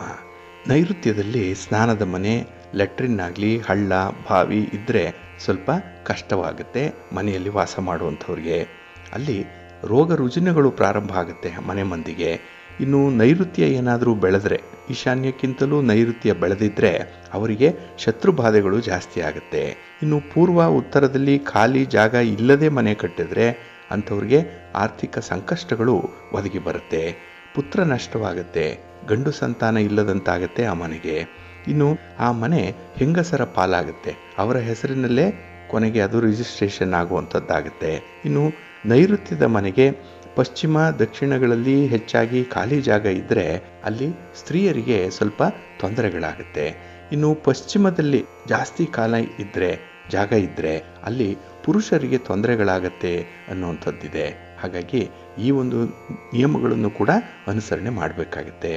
ಇನ್ನು ಗೇಟ್ಗಳೇನಿದೆ ಅದು ಒಂದೇ ದಿಕ್ಕಿಗೆ ಇರಬೇಕು. ಪೂರ್ವ ಉತ್ತರದಲ್ಲಿ ಏನಾದರೂ ಗೇಟ್ ಇದ್ದರೆ ದಕ್ಷಿಣ ಪಶ್ಚಿಮಗಳಲ್ಲಿ ಅದನ್ನು ಇಟ್ಕೊಳ್ಬಹುದು. ಈಶಾನ್ಯದಿಂದ ನೈಋತ್ಯಕ್ಕೆ ನೀರು ಹರಿದರೆ ಅಂಥ ಮನೆಗೆ ಬಡತನ ಪ್ರಾಪ್ತಿಯಾಗುತ್ತೆ. ಹಾಗಾಗಿ ಆ ಮನೆಯಲ್ಲಿ ಶತ್ರುಗಳ ಕಾಟ ವಿಪರೀತ ಆಗಿಬಿಡುತ್ತೆ. ಇನ್ನು ದಕ್ಷಿಣ ನೈಋತ್ಯ ಪಶ್ಚಿಮ ನೈಋತ್ಯ ಇಲ್ಲಿ ಏನಾದರೂ ಮುಖ್ಯ ದ್ವಾರ ಏನಾದರೂ ಇದ್ದರೆ ಅಲ್ಲಿ ಯಾರಿಗಾದರೂ ಒಬ್ಬರಿಗೆ ಹೃದಯಾಘಾತ ಆಗುವಂಥ ಸಾಧ್ಯತೆಗಳು ಜಾಸ್ತಿ ಇರುತ್ತೆ. ಹಾಗಾಗಿನೇ ಈ ಒಂದು ನೈಋತ್ಯದ ವಿಚಾರ ಏನಿದೆ ಅದನ್ನು ಬಹಳ ಮುಖ್ಯವಾಗಿ ನಾವು ಗಮನಿಸಿ ಮನೆಯನ್ನು ನಿರ್ಮಾಣ ಮಾಡುವಂಥದ್ದನ್ನು ಮಾಡಬೇಕಾಗತ್ತೆ. ಇನ್ನು ನಿವೇಶನ ಯಾವುದೇ ದಿಕ್ಕಿನಲ್ಲಿರಲಿ, ಆದರೆ ಆ ನಿವೇಶನದಲ್ಲಿ ಕಟ್ಟುವಂಥ ಮನೆ ಏನಿದೆ ಅದರಲ್ಲಿ ವಾಸ್ತು ಬಲವುಳ್ಳಂತಹ ಮನೆಯನ್ನು ನಿರ್ಮಾಣ ಮಾಡಬೇಕು. ಅದರಲ್ಲೂ ಶಾಸ್ತ್ರೋಕ್ತ ರೀತಿಯಲ್ಲೇ ಮನೆ ಕಟ್ಟಬೇಕು ಅನ್ನುವಂಥದ್ದಿದೆ. ದಕ್ಷಿಣ ಭಾಗಕ್ಕೆ ಎತ್ತರವಾದಂತಹ ರೂಮುಗಳು, ಪಶ್ಚಿಮ ಮತ್ತು ದಕ್ಷಿಣದಲ್ಲಿ ಗಿಡ ಮರಗಳು ಹೆಚ್ಚಾಗಿರಬೇಕು, ಅಂದರೆ ಮನೆಯ ಕಾಂಪೌಂಡಿನ ಹೊರಗಡೆ ಅದು. ಇನ್ನು ವಾಯುವ್ಯದಲ್ಲಿ ದನದ ಕೊಟ್ಟಿಗೆಯನ್ನು ಕಟ್ಟಬೇಕು. ಪೂರ್ವ ಮತ್ತು ಉತ್ತರ ಅಲ್ಲಿ ಸ್ವಲ್ಪ ಖಾಲಿ ಜಾಗವನ್ನು ಬಿಡಬೇಕು. ಇನ್ನು ಪಶ್ಚಿಮ ಮತ್ತು ದಕ್ಷಿಣ ಕೂಡಿರುವಂಥದ್ದು ಇದು ವಾಸ್ತು ಶಾಸ್ತ್ರಕ್ಕೆ ಅನುಗುಣವಾಗಿ ಇರುವಂಥದ್ದು. ಹಾಗಾಗಿನೇ ಮನೆಯನ್ನು ಕಟ್ಟುವಾಗ ಈ ನಿಯಮಗಳನ್ನು ಅನುಸರಣೆ ಮಾಡಬೇಕು. ಇನ್ನು ಮನೆಯ ಒಳಗೆ ದಕ್ಷಿಣ ಮತ್ತು ಪಶ್ಚಿಮ ಗೋಡೆಗಳಿಗೆ ಅಟ್ಟಗಳನ್ನು ಹಾಕಬೇಕು ಅನ್ನುವಂಥದ್ದಿದೆ. ಹಾಗಾಗಿ ಪೂರ್ವ ಮತ್ತು ಉತ್ತರ ಆ ದಿಕ್ಕಿಗೆ ಇರುವಂತಹ ಗೋಡೆಗಳಿಗೆ ಯಾವುದೇ ರೀತಿಯಲ್ಲಿ ಭಾರವಾದ ವಸ್ತುಗಳನ್ನಿಡುವಂಥ ಅಟ್ಟಗಳನ್ನು ಅಥವಾ ಸಜ್ಜಗಳನ್ನು ಹಾಕಬಾರ್ದು ಅನ್ನುವಂಥದ್ದು. ಇನ್ನು ಉತ್ತರ ಮತ್ತು ಪೂರ್ವಕ್ಕೆ ದೇವರ ಪೂಜಾ ಕೊಠಡಿಗಳನ್ನು ಇರುವಂತೆ ನೋಡ್ಕೊಳ್ಬೇಕು. ದೇವ ಮೂಲೆ ಆದರೆ ಇನ್ನೂ ಶ್ರೇಷ್ಠ. ಈಶಾನ್ಯ ಮೂಲೆ ತುಂಬ ಶ್ರೇಷ್ಠವಾಗಿರುವಂಥದ್ದು ಈ ಪೂಜಾ ಗೃಹಕ್ಕೆ. ಇನ್ನು ಅಡಿಗೆ ಮನೆ ಅಗ್ನಿಮೂಲೆಯಲ್ಲಿರಬೇಕು ಅಥವಾ ನೈಋತ್ಯ ಪಶ್ಚಿಮ ದಿಕ್ಕಿಗಿರಬೇಕು. ಪೂರ್ವಕ್ಕೆ ಅಡಿಗೆ ಮಾಡುವ ರೀತಿಯಲ್ಲಿ ಇರಬೇಕು, ಅಂದರೆ ಅಡಿಗೆ ಮಾಡುವಂಥವರ ಮುಖ ಪೂರ್ವಕ್ಕೆ ಇರಬೇಕು. ಅಡಿಗೆ ಮನೆ ನಲ್ಲಿ ಏನಿದೆ, ಸಿಂಕ್ ಏನಿದೆ ಅದು ದೇವಮೂಲೆಗೆ ಬರಬೇಕು. ಇನ್ನು ಯಜಮಾನ ಮಲಗುವಂಥ ಕೊಠಡಿ ಏನಿದೆ ಅದು ದೇವಮೂಲೆಯಲ್ಲಿ ಬಾಗಿಲು ಇರಬೇಕು. ದಕ್ಷಿಣ ಮತ್ತು ಪಶ್ಚಿಮ ಮೂಲೆಯಲ್ಲಿ ಆ ಕೊಠಡಿ ಇರಬೇಕು ಅನ್ನುವಂಥದ್ದು ಇದೆ. ಇನ್ನು ಸ್ನಾನದ ಮನೆ, ಕೆಲವರು ಹಂಡೆಯನ್ನು ಹಾಕಿರುವಂಥದ್ದು, ಗೀಸರನ್ನು ದಕ್ಷಿಣಕ್ಕೆ ಪೂರ್ವಕ್ಕೆ ಅಗ್ನಿಮುಖವಾಗಿ ಇಟ್ಟಿರಬೇಕಾಗತ್ತೆ. ಇನ್ನು ಸ್ನಾನದ ಮನೆ ಆಗಲಿ ಶೌಚಾಲಯ ಆಗಲಿ ಯಾವುದೇ ಕಾರಣಕ್ಕೆ ದೇವಮೂಲೆಯಲ್ಲಿ ಬರಬಾರ್ದು. ಮನೆಯ ಒಳಗೆ ಆಗಲಿ ಹೊರಗೆ ಆಗಲಿ ದೇವಮೂಲೆಯಲ್ಲಿ ಈ ಶೌಚಾಲಯವನ್ನು ಇಡಬಾರ್ದು. ಇಟ್ಟರೆ ಅಲ್ಲಿ ನಿರಂತರವಾದಂಥ ಖರ್ಚು ವೆಚ್ಚಗಳು ಜಾಸ್ತಿ ಆಗ್ತಾ ಇರುತ್ತೆ. ಇನ್ನು ಕಿಟಕಿ ಮತ್ತು ಬಾಗಿಲುಗಳೇನಿದೆ ಅವು ಸಮಸಂಖ್ಯೆಯಲ್ಲಿ ಇರಬೇಕು. ಕಾಲಮ್ಗಳು ಹಾಕುವಂಥದ್ದಾಗಲಿ ನೀವು ಪಿಲ್ಲರ್ಗಳನ್ನು ಹಾಕುವಂಥದ್ದಾಗಲಿ ಅದು ಕೂಡ ಸಮಸಂಖ್ಯೆಯಲ್ಲೇ ಇರಬೇಕಾಗತ್ತೆ. ಇನ್ನು ಬಾಗಿಲಿನಿಂದ ಬಾಗಿಲಿಗೆ ಕಿಟಕಿಯಿಂದ ಕಿಟಕಿಗೆ ಕುತ್ತು ಇರಬಾರ್ದು. ಇದು ಬಹಳ ಮುಖ್ಯವಾಗಿ ಗಮನಿಸಬೇಕು. ಇನ್ನು ಮನೆ ಮೇಲಿನ ಟ್ಯಾಂಕ್ ಏನಿದೆ ಅದು ದಕ್ಷಿಣ ಅಥವಾ ಪಶ್ಚಿಮದ ಮೂಲೆಯಲ್ಲಿ ಇಟ್ಟರೆ ತುಂಬ ಉತ್ತಮ. ಇನ್ನು ದೇವಮೂಲೆಯಲ್ಲಿ ಹೆಚ್ಚಿನ ಗಾಳಿ ಬೆಳಕು ಬರೋ ಹಾಗೆ ಸ್ವಲ್ಪ ಜಾಗವನ್ನು ಬಿಡಬೇಕು. 1/3 ಭಾಗದಷ್ಟಾದರೂ ಕೂಡ ಖಾಲಿ ಜಾಗ ಇದ್ದರೆ ತುಂಬ ಒಳ್ಳೆಯದು. ಇನ್ನು ಆಗ್ನೇಯದಲ್ಲಿ ನೈಋತ್ಯಕ್ಕಿಂತ ಎತ್ತರದ ಜಗಲಿಯನ್ನು ಕಟ್ಟಬಾರದು. ಇನ್ನು ಆಗ್ನೇಯ ನೈಋತ್ಯಗಳಲ್ಲಿ ಒಂದಕ್ಕಿಂತ ಮತ್ತೊಂದು ಎತ್ತರದ ಕಟ್ಟಡ ಕಟ್ಟುವಂಥದ್ದು ಶುಭ. ಮನೆಯ ಮೇಲೆ ಪಶ್ಚಿಮದಲ್ಲಿ, ನೈಋತ್ಯದಲ್ಲಿ, ದಕ್ಷಿಣದಲ್ಲಿ ನೀರಿನ ತೊಟ್ಟಿಯನ್ನು ಕಟ್ಟಬಹುದು, ಅಂದರೆ ಓವರ್ ಹೆಡ್ ಟ್ಯಾಂಕನ್ನು ಇಡಬಹುದು. ಇನ್ನು ದಕ್ಷಿಣ ಮತ್ತು ಪಶ್ಚಿಮದಲ್ಲಿ ಮಹಡಿಯನ್ನು ಕಟ್ಟಬೇಕು, ಯಾಕೆ ಆ ಜಾಗ ಎತ್ತರವಾಗಿರಬೇಕಲ್ಲ, ಅದಕ್ಕಾಗಿ. ಇನ್ನು ಬೀದಿ ಪೂರ್ವದಲ್ಲಿ ತಗ್ಗಾಗಿರಬೇಕು, ಪಶ್ಚಿಮ ಎತ್ತರವಾಗಿರಬೇಕು. ಉತ್ತರದ ಬೀದಿ ತಗ್ಗಾಗಿದ್ದರೆ ದಕ್ಷಿಣದಲ್ಲಿ ಎತ್ತರವಾಗಿರಬೇಕಾಗುತ್ತೆ. ಅಂಥ ಒಂದು ನಿವೇಶನ ಅಥವಾ ಮನೆ ಶುಭಕರವಾಗಿರುತ್ತೆ. ಇನ್ನು ಕೊಠಡಿಯ ಪಶ್ಚಿಮದಲ್ಲಿ ಪೂರ್ವಾಭಿಮುಖವಾಗಿ ಬೀರು ಅಥವಾ ನಿಮ್ಮ ತಿಜೋರಿಯನ್ನಾಗಲಿ ಅಥವಾ ಬಟ್ಟೆ ಇತ್ಯಾದಿಗಳನ್ನು ಇಟ್ಟುಕೊಳ್ಳುವಂಥ ಕಬೋರ್ಡ್ಗಳನ್ನಾಗಲಿ ಇರಿಸಬೇಕಾಗುತ್ತೆ. ಅಥವಾ ವಾಯುವ್ಯದಲ್ಲಿ ಇಟ್ಟರೂ ಕೂಡ ಉತ್ತಮ. ಆದರೆ ದಕ್ಷಿಣ ದಿಕ್ಕಿನಲ್ಲಿ ಇಡಬಹುದೇ ವಿನಃ ಆಗ್ನೇಯ ದಿಕ್ಕಿಗೆ ಬೀರುವನ್ನು ಇಡಬಾರ್ದು, ಅಲ್ಲಿ ಭಾರ ಹಾಕಬಾರ್ದು. ಇನ್ನು ಮಲಗುವಂಥ ಕೋಣೆಯಲ್ಲಿ ಹಾಸಿಗೆ ಅಥವಾ ಮಂಚ ಏನಿದೆ ಅದು ಪೂರ್ವಕ್ಕೆ ಮತ್ತು ದಕ್ಷಿಣಕ್ಕೆ ತಲೆ ಇರುವಂತೆ ಅಳವಡಿಸ್ಕೊಳ್ಬೇಕು. ಪಶ್ಚಿಮದ ಕೊಠಡಿಯಲ್ಲಿ ನೈಋತ್ಯದ ಬೆಡ್ರೂಮ್ ಆಗಲಿ ಅಥವಾ ದಕ್ಷಿಣದ ಕೊಠಡಿಗಳು ಮಲಗುವ ಜಾಗವಾಗಿ ಇಟ್ಕೊಂಡ್ರೆ ಉತ್ತಮ. ಇನ್ನು ಮೆಟ್ಟಿಲುಗಳು ಪೂರ್ವದಿಂದ ಪಶ್ಚಿಮಕ್ಕೆ, ಉತ್ತರದಿಂದ ದಕ್ಷಿಣಕ್ಕೆ ಮೆಟ್ಟಿಲು ಹತ್ತಿ ಹೋಗುವಂತೆ ಇರಬೇಕು. ಅದು ಆ ಮನೆಗೆ ಒಂದು ಪ್ರೋಗ್ರೆಸ್ಸನ್ನು, ಅಂದರೆ ಸಮೃದ್ಧಿಯನ್ನು ಸೂಚಿಸುತ್ತೆ. ಉತ್ತರೋತ್ತರವಾಗಿ ಮನೆ ಅಭಿವೃದ್ಧಿ ಆಗುತ್ತೆ ಅನ್ನುವಂಥದ್ದಕ್ಕೆ ಈ ಮನೆಯ ಮೆಟ್ಟಿಲುಗಳೇ ಬಹಳ ಮುಖ್ಯವಾಗಿ ಕಾರಣವಾಗುತ್ತೆ. ಇದಿಷ್ಟು ಮನೆಯನ್ನು ಕಟ್ಟುವಂಥ ಸಂದರ್ಭದಲ್ಲಿ ಗಮನಿಸಬೇಕಾಗಿರುವಂಥ ವಿಚಾರಗಳು. ಇನ್ನು ನಾಳಿನ ಸಂಚಿಕೆಯಲ್ಲಿ ನಾವು ಈ ವಾಸ್ತುಶಾಸ್ತ್ರದ ಬಗ್ಗೆ ಮತ್ತು ಈ ಮನೆ ನಿರ್ಮಾಣದಲ್ಲಿ ಮತ್ತಷ್ಟು ಎಚ್ಚರಿಕೆಗಳನ್ನು ಹೇಗೆ ನಾವು ತೆಗೆದುಕೊಳ್ಬೇಕು ಅನ್ನುವಂಥ ವಿಚಾರಗಳನ್ನು ತಿಳ್ಕೊಳ್ಳೋಣ. ಬಂಧುಗಳೇ, ಇನ್ನು ಮುಂದೆ 12 ರಾಶಿಯವರ ಗೋಚಾರ ಫಲಾಫಲಗಳು ಹೇಗಿವೆ ನೋಡೋಣ ಬನ್ನಿ. ಮೊದಲಿಗೆ ಮೇಷರಾಶಿ. ಮೇಷರಾಶಿಯವರಿಗೆ ಈ ದಿನ ಲಾಭದ ದಿನ, ಅನುಕೂಲಕರವಾಗಿರುವಂಥ ದಿನ. ಚಂದ್ರ ನಿಮ್ಮ ಉದ್ಯೋಗ ಸ್ಥಾನದಲ್ಲಿದ್ದಾನೆ, 10ನೇ ಮನೆ. ಹಾಗಾಗಿ ಈ ದಿನ ನೀವು ಮಾಡುವಂಥ ಕೆಲಸ ಕಾರ್ಯಗಳು ನಿಮಗೆ ತೃಪ್ತಿಯನ್ನು ತರುತ್ತೆ. ಬೇರೆಯವರಿಗೆ ಅದು ಯಾವ ರೀತಿಯ ಅನುಕೂಲ ಆಗುತ್ತೆ ಅನಾನುಕೂಲ ಆಗುತ್ತೆ ಅದು ಬೇರೆ ಪ್ರಶ್ನೆ. ಆದರೆ ನಿಮಗೆ ಮಾತ್ರ ಕೆಲಸ ಕಾರ್ಯಗಳಿಂದ ಸಂತೃಪ್ತಿ ಇದೆ, ಒಂದು ರೀತಿಯಲ್ಲಿ ಪೂರ್ಣತೆ ಇದೆ. ಹಾಗೆ ಸಮಸ್ಯೆಗಳಿದ್ದರೆ ಅದನ್ನು ತುಂಬ ಸಂಯಮದಿಂದ ಪರಿಹಾರ ಮಾಡಿಕೊಳ್ಬೇಕು ಅನ್ನುವಂಥ ಒಂದು ಮನಸ್ಥಿತಿ ಕೂಡ ಇದೆ. ಅದರಲ್ಲೂ ಈ ಸ್ಥಿರಾಸ್ತಿ, ಪಿತ್ರಾರ್ಜಿತ ಆಸ್ತಿ, ಇಂಥ ವಿಚಾರವಾಗಿ ಬಂದಿರುವಂಥ ಸಮಸ್ಯೆಗಳನ್ನು ಈ ದಿನ ಆದ್ಯತೆ ಮೇಲೆ ಪರಿಹಾರ ಮಾಡಿಕೊಳ್ಳಿಕ್ಕೆ ಒಳ್ಳೆಯ ಅವಕಾಶಗಳು ನಿಮಗೆ ಸಿಕ್ಕುವಂಥದ್ದಿದೆ. ಹಾಗಾಗಿ ಗ್ರಹಗತಿಗಳು ಚೆನ್ನಾಗಿರುವಾಗ ಇಂಥ ಸಮಸ್ಯೆಗಳನ್ನು ಬಗೆಹರಿಸ್ಕೊಳ್ಳುವಂಥ ಒಂದು ಪ್ರಯತ್ನ ಮಾಡಿ. ಇನ್ನು ಈ ದಿನ ಸಣ್ಣ ಪುಟ್ಟ ವಿಚಾರಗಳು, ಕ್ಷುಲ್ಲಕ ವಿಚಾರಗಳು, ಇಂಥದ್ದನ್ನು ಹಾಗೆ ಬಿಡುವಂಥದ್ದು ಉತ್ತಮ. ಅದನ್ನು ಕೆಣಕಲಿಕ್ಕೆ ಹೋಗಬೇಡಿ. ಇನ್ನು ಬರುವಂಥ ಈ ಅವಕಾಶಗಳೇನಿದೆ ಅದರಲ್ಲೂ ಹಣಕಾಸಿನ ಅವಕಾಶಗಳು, ಅದನ್ನು ಸದುಪಯೋಗ ಮಾಡಿಕೊಳ್ಳಿ. ವರ್ತಕರಿರ್ಬೋದು, ವ್ಯಾಪಾರಸ್ಥರಿರ್ಬೋದು, ಅಥವಾ ಹೋಟೆಲ್ ಉದ್ಯಮಿಗಳಿರ್ಬೋದು, ಇಂಥವ್ರಿಗೆ ಈ ದಿನ ತುಂಬ ಅನುಕೂಲತೆಗಳು ಇರುತ್ತೆ. ಹಣದ ಬಾಬ್ತಾಗಲಿ, ಹಣದ ವಿಚಾರದಲ್ಲಿ ನೀವು ತೆಗೆದುಕೊಳ್ಳುವಂಥ ತೀರ್ಮಾನ ಬಹಳ ಪ್ರಬುದ್ಧವಾಗಿರುತ್ತೆ.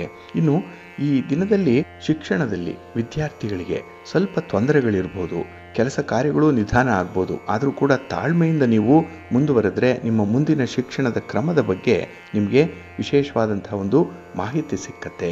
ಅಲ್ಲಿ ಒಂದು ದಾರಿದೀಪ ನಿಮಗಾಗಿ ಕಾದಿರುತ್ತೆ. ಸ್ವಲ್ಪ ಸಂಯಮದಿಂದ ಇರಿ. ಒತ್ತಡ ಅಥವಾ ಯಾವುದೇ ರೀತಿಯ ಮನಸ್ಥಿತಿಗೆ ಧಕ್ಕೆ ತರುವಂಥ ವಿಚಾರಗಳು ಬಂದಾಗ ಸಂಯಮದಿಂದ ಇರಬೇಕಾಗತ್ತೆ. ಇನ್ನು ಈ ದಿನ ಕುಟುಂಬದಲ್ಲಿರುವಂಥ ಕೆಲವೊಂದು ವಿದ್ಯಮಾನಗಳನ್ನು ತುಂಬ ಬುದ್ಧಿವಂತಿಕೆಯಿಂದ ನೀವು ಗಮನಿಸಬೇಕಾಗತ್ತೆ. ಅದು ಸಮಸ್ಯೆಗಳೇ ಇರಲಿ, ಸಮಸ್ಯೆಗೆ ಕಂಡುಕೊಳ್ಳುವಂಥ ಉತ್ತರಗಳೇ ಇರಲಿ, ಅಥವಾ ಯಾವುದೇ ರೀತಿಯ ಪರಿಹಾರೋಪಾಯಗಳನ್ನು ಮಾಡುವಂಥ ನಿಟ್ಟಿನಲ್ಲಿ ಸ್ವಲ್ಪ ಜಾಣತನದಿಂದ ಇರಬೇಕಾಗುತ್ತೆ. ಇನ್ನು ನಿಮ್ಮ ಕಾರ್ಯಕ್ಷೇತ್ರದಲ್ಲಿ ನಿಮ್ಮನ್ನು ನೀವು ತೊಡಗಿಸ್ಕೊಳ್ಳಿ, ಅಲ್ಲಿ ಗಮನ ಹರಿಸಿ, ಇನ್ವಾಲ್ವ್ಮೆಂಟ್ಲಿ ಒಳ್ಳೆಯದಾಗುತ್ತೆ. ನಿಮ್ಮ ಮನೆ ದೇವರನ್ನು ಸ್ಮರಣೆ ಮಾಡ್ತಾ ಇರಿ. ಹಾಗೆ ಭಕ್ತಿಯಿಂದ ಈ ದಿನ ನವಗ್ರಹ ಸ್ತೋತ್ರವನ್ನು ಹೇಳ್ಕೊಳ್ಳಿ, ನವಗ್ರಹಗಳ ದರ್ಶನ ಮಾಡ್ಕೊಳ್ಳಿ, ಒಳ್ಳೆಯದಾಗುತ್ತೆ. ನಿಮ್ಮ ಅದೃಷ್ಟದ ಬಣ್ಣ ಗುಲಾಬಿ, ಅದೃಷ್ಟದ ದಿಕ್ಕು ಉತ್ತರ ದಿಕ್ಕು, ಅದೃಷ್ಟ ಸಂಖ್ಯೆ 1. ವೃಷಭ ರಾಶಿ. ವೃಷಭ ರಾಶಿಯವರಿಗೆ ಈ ದಿನ ನವಮದಲ್ಲಿ ಚಂದ್ರ ಇರುವಂಥ ದಿನ. 9ನೇ ಮನೆಯಲ್ಲಿ ಚಂದ್ರ ಅಂದರೆ ಈ ದಿನ ನಿಮಗೆ ಸ್ವಲ್ಪ ಸಂಕಷ್ಟಗಳು ಇರುವಂಥದ್ದು. ಏನೋ ಒಂದು ರೀತಿಯಲ್ಲಿ ಮನಸ್ಸಿಗೆ ಒತ್ತಡ ಇದೆ. ಯಾವುದೇ ಕೆಲಸ ಮಾಡಲಿಕ್ಕೂ ಕೂಡ ನಿಮಗೆ ನಿರಾಳವಾದಂಥ ಒಂದು ಮನಸ್ಸಿಲ್ಲ. ಹಿಡಿದು ಕೆಲಸವನ್ನು ಮಾಡಬೇಕಾಗತ್ತೆ ಈ ಸಂದರ್ಭದಲ್ಲಿ. ಇನ್ನು ಹಿರಿಯರ ಜೊತೆ ಕೂಡ ಯಾವುದೋ ಒಂದು ಸಣ್ಣ ವಿಚಾರಕ್ಕೆ ಮನಸ್ತಾಪಗಳಾಗುವಂಥದ್ದು, ಭಿನ್ನಾಭಿಪ್ರಾಯಗಳು ಬರುವಂಥ ಸಾಧ್ಯತೆ ಇದೆ. ಅದರಿಂದಲೇ ಆದಷ್ಟು ಹಿರಿಯರ ಜೊತೆ ನೀವು ಮಾತಾಡುವಂಥ ಸಂದರ್ಭದಲ್ಲಿ ಸ್ವಲ್ಪ ಎಚ್ಚರಿಕೆ ಇರಲಿ. ಆದಷ್ಟು ಮೌನವಾಗಿ ಅವರ ಮಾತನ್ನು ನೀವು ಆಲಿಸಬೇಕಾಗತ್ತೆ. ಇನ್ನು ಕೆಲವೊಂದು ವಿಚಾರಗಳಲ್ಲಿ ನಿಮಗೆ ಅಷ್ಟೊಂದು ಆಸಕ್ತಿ ಇಲ್ಲ ಈ ದಿನ. ಅದಕ್ಕಾಗಿಯೇ ನಿಮ್ಮ ಕುಟುಂಬಸ್ಥರಾಗಲಿ ಅಥವಾ ನಿಮಗೆ ತೀರಾ ಬೇಕಾದಂತಹ ಮಿತ್ರರಾಗಲಿ ಆ ಒಂದು ವಿಚಾರದ ಬಗ್ಗೆ ನಿಮ್ಮನ್ನು ಕೆಣಕಿ ಕೇಳುವಂಥದ್ದು ಇದೆ. ಇದು ಕೂಡ ಮನಸ್ಸಿಗೆ ಒಂದು ರೀತಿಯಲ್ಲಿ ಚುಚ್ಚು ಮಾತುಗಳ ರೀತಿ ನಿಮಗೆ ಅನುಭವಕ್ಕೆ ಬರುವಂಥದ್ದಾಗತ್ತೆ. ಇನ್ನು ಈ ದಿನದಲ್ಲಿ ಭೂಮಿಗೆ ಸಂಬಂಧಪಟ್ಟಂತಹ ವಿಚಾರಗಳಲ್ಲಿ ತೊಂದರೆಗಳಿರೋದರಿಂದ ಭೂ ವ್ಯವಹಾರವನ್ನು ಈ ದಿನ ಆದಷ್ಟು ಅವಾಯ್ಡ್ ಮಾಡುವಂಥದ್ದು ಉತ್ತಮ. ಇನ್ನು ಈ ದಿನದಲ್ಲಿ ಗ್ರಹಗತಿಗಳು ನಿಮಗೆ ಅಷ್ಟೊಂದು ಫೇವರಬಲ್ ಆಗಿಲ್ಲ. ಅದಕ್ಕಾಗಿಯೇ ಯಾವುದೇ ಒಂದು ದೊಡ್ಡ ನಿರ್ಧಾರವನ್ನು ತೆಗೆದುಕೊಳ್ಬೇಡಿ. ಒಂದು ವೇಳೆ ಆ ನಿರ್ಧಾರ ತೆಗೆದುಕೊಳ್ಳೇಬೇಕು ಅನ್ನುವಂಥ ಒಂದು ಸಂದಿಗ್ಧ ಪರಿಸ್ಥಿತಿ ಏನಾದರೂ ಬಂದರೆ ಮೊದಲು ಗಂಭೀರವಾಗಿ ಯೋಚನೆ ಮಾಡಿ, ಅದರ ಸಾಧಕ ಬಾಧಕಗಳನ್ನು ಯೋಚನೆ ಮಾಡಿ. ಹಾಗೆ ಅನುಭವಸ್ಥರ ಒಂದು ಸಲಹೆಯನ್ನು ಪಡ್ಕೊಂಡು ಮುಂದುವರಿಯುವಂಥದ್ದು ತುಂಬ ಉತ್ತಮ. ಹಾಗೆ ನಿಮ್ಮ ಪ್ರಯತ್ನಗಳಿಗೆ ಉತ್ತಮ ಫಲ ಸಿಕ್ಕುವವರೆಗೂ ಕೂಡ ನೀವು ತಾಳ್ಮೆಯಿಂದ ಇರಬೇಕಾಗತ್ತೆ. ಆದರೆ ನಿಮ್ಮ ಒಂದು ವಿರೋಧಿಗಳ ಸಂಖ್ಯೆ ಏನಿದೆ, ಶತ್ರುಗಳ ಸಂಖ್ಯೆ ಏನಿದೆ, ಅದು ಜಾಸ್ತಿ ಆಗಬಾರ್ದು ಈ ದಿನ. ಅದನ್ನು ಬಹಳ ಗಮನಿಸಬೇಕಾಗುತ್ತೆ, ಬಹಳ ಸೆನ್ಸಿಟಿವ್ ಆಗಿರಬೇಕಾಗತ್ತೆ ಈ ದಿನ ಈ ಒಂದು ವಿಚಾರದಲ್ಲಿ. ಇನ್ನು ಈ ದಿನ ನಿಮ್ಮ ಮಾತಿನಲ್ಲಿ, ನಿಮ್ಮ ನಡವಳಿಕೆಯಲ್ಲಿ ಸ್ವಲ್ಪ ನಿಯಂತ್ರಣ ಇಟ್ಕೊಳ್ಳಿ, ಒಳ್ಳೆಯದಾಗತ್ತೆ. ಜೊತೆಗೆ ಆರೋಗ್ಯದ ಕಡೆ ಸ್ವಲ್ಪ ಗಮನ ಇರಲಿ. ನಿಮ್ಮ ಇಷ್ಟ ದೇವರನ್ನು ಆರಾಧನೆ ಮಾಡ್ತಾ ಇರಿ. ಮಹಾವಿಷ್ಣುವನ್ನು ಪ್ರಾರ್ಥನೆ ಮಾಡ್ಕೊಳ್ಳಿ. ಮಹಾಲಕ್ಷ್ಮಿಯನ್ನು ಈ ದಿನ ಸ್ಮರಣೆ ಮಾಡ್ಕೊಳ್ಳಿ, ಒಳ್ಳೆಯದಾಗತ್ತೆ. ನಿಮ್ಮ ಅದೃಷ್ಟದ ಬಣ್ಣ ಬಿಳುಪು, ಅದೃಷ್ಟದ ದಿಕ್ಕು ಉತ್ತರ ದಿಕ್ಕು, ಅದೃಷ್ಟ ಸಂಖ್ಯೆ 5. ಮಿಥುನ ರಾಶಿ. ಮಿಥುನ ರಾಶಿಯವರಿಗೆ ಈ ದಿನ ಅಷ್ಟಮದಲ್ಲಿ ಚಂದ್ರ ಇರುವಂಥ ದಿನ. ಹಾಗಾಗಿನೇ ಈ ದಿನ ನಿಮಗೆ ಸ್ವಲ್ಪ ಸಂಕಷ್ಟದ ದಿನ, ಅನಾನುಕೂಲತೆಗಳು ಮೇಲಿಂದ ಮೇಲೆ ಬರುವಂಥ ದಿನ ಕೂಡ. ಇನ್ನು ನಿರ್ಧಾರಗಳನ್ನು ಕೈಗೊಳ್ಳಲಿಕ್ಕೂ ಕೂಡ ಈ ದಿನ ಸ್ವಲ್ಪ ಕಷ್ಟವಾಗುತ್ತೆ. ಹಾಗಾಗಿನೇ ಈ ವ್ಯವಹಾರಕ್ಕೆ ಸಂಬಂಧಪಟ್ಟಂಥವರು ಈ ದಿನ ತುಂಬ ಜಾಗರೂಕರಾಗಿರಬೇಕಾಗತ್ತೆ.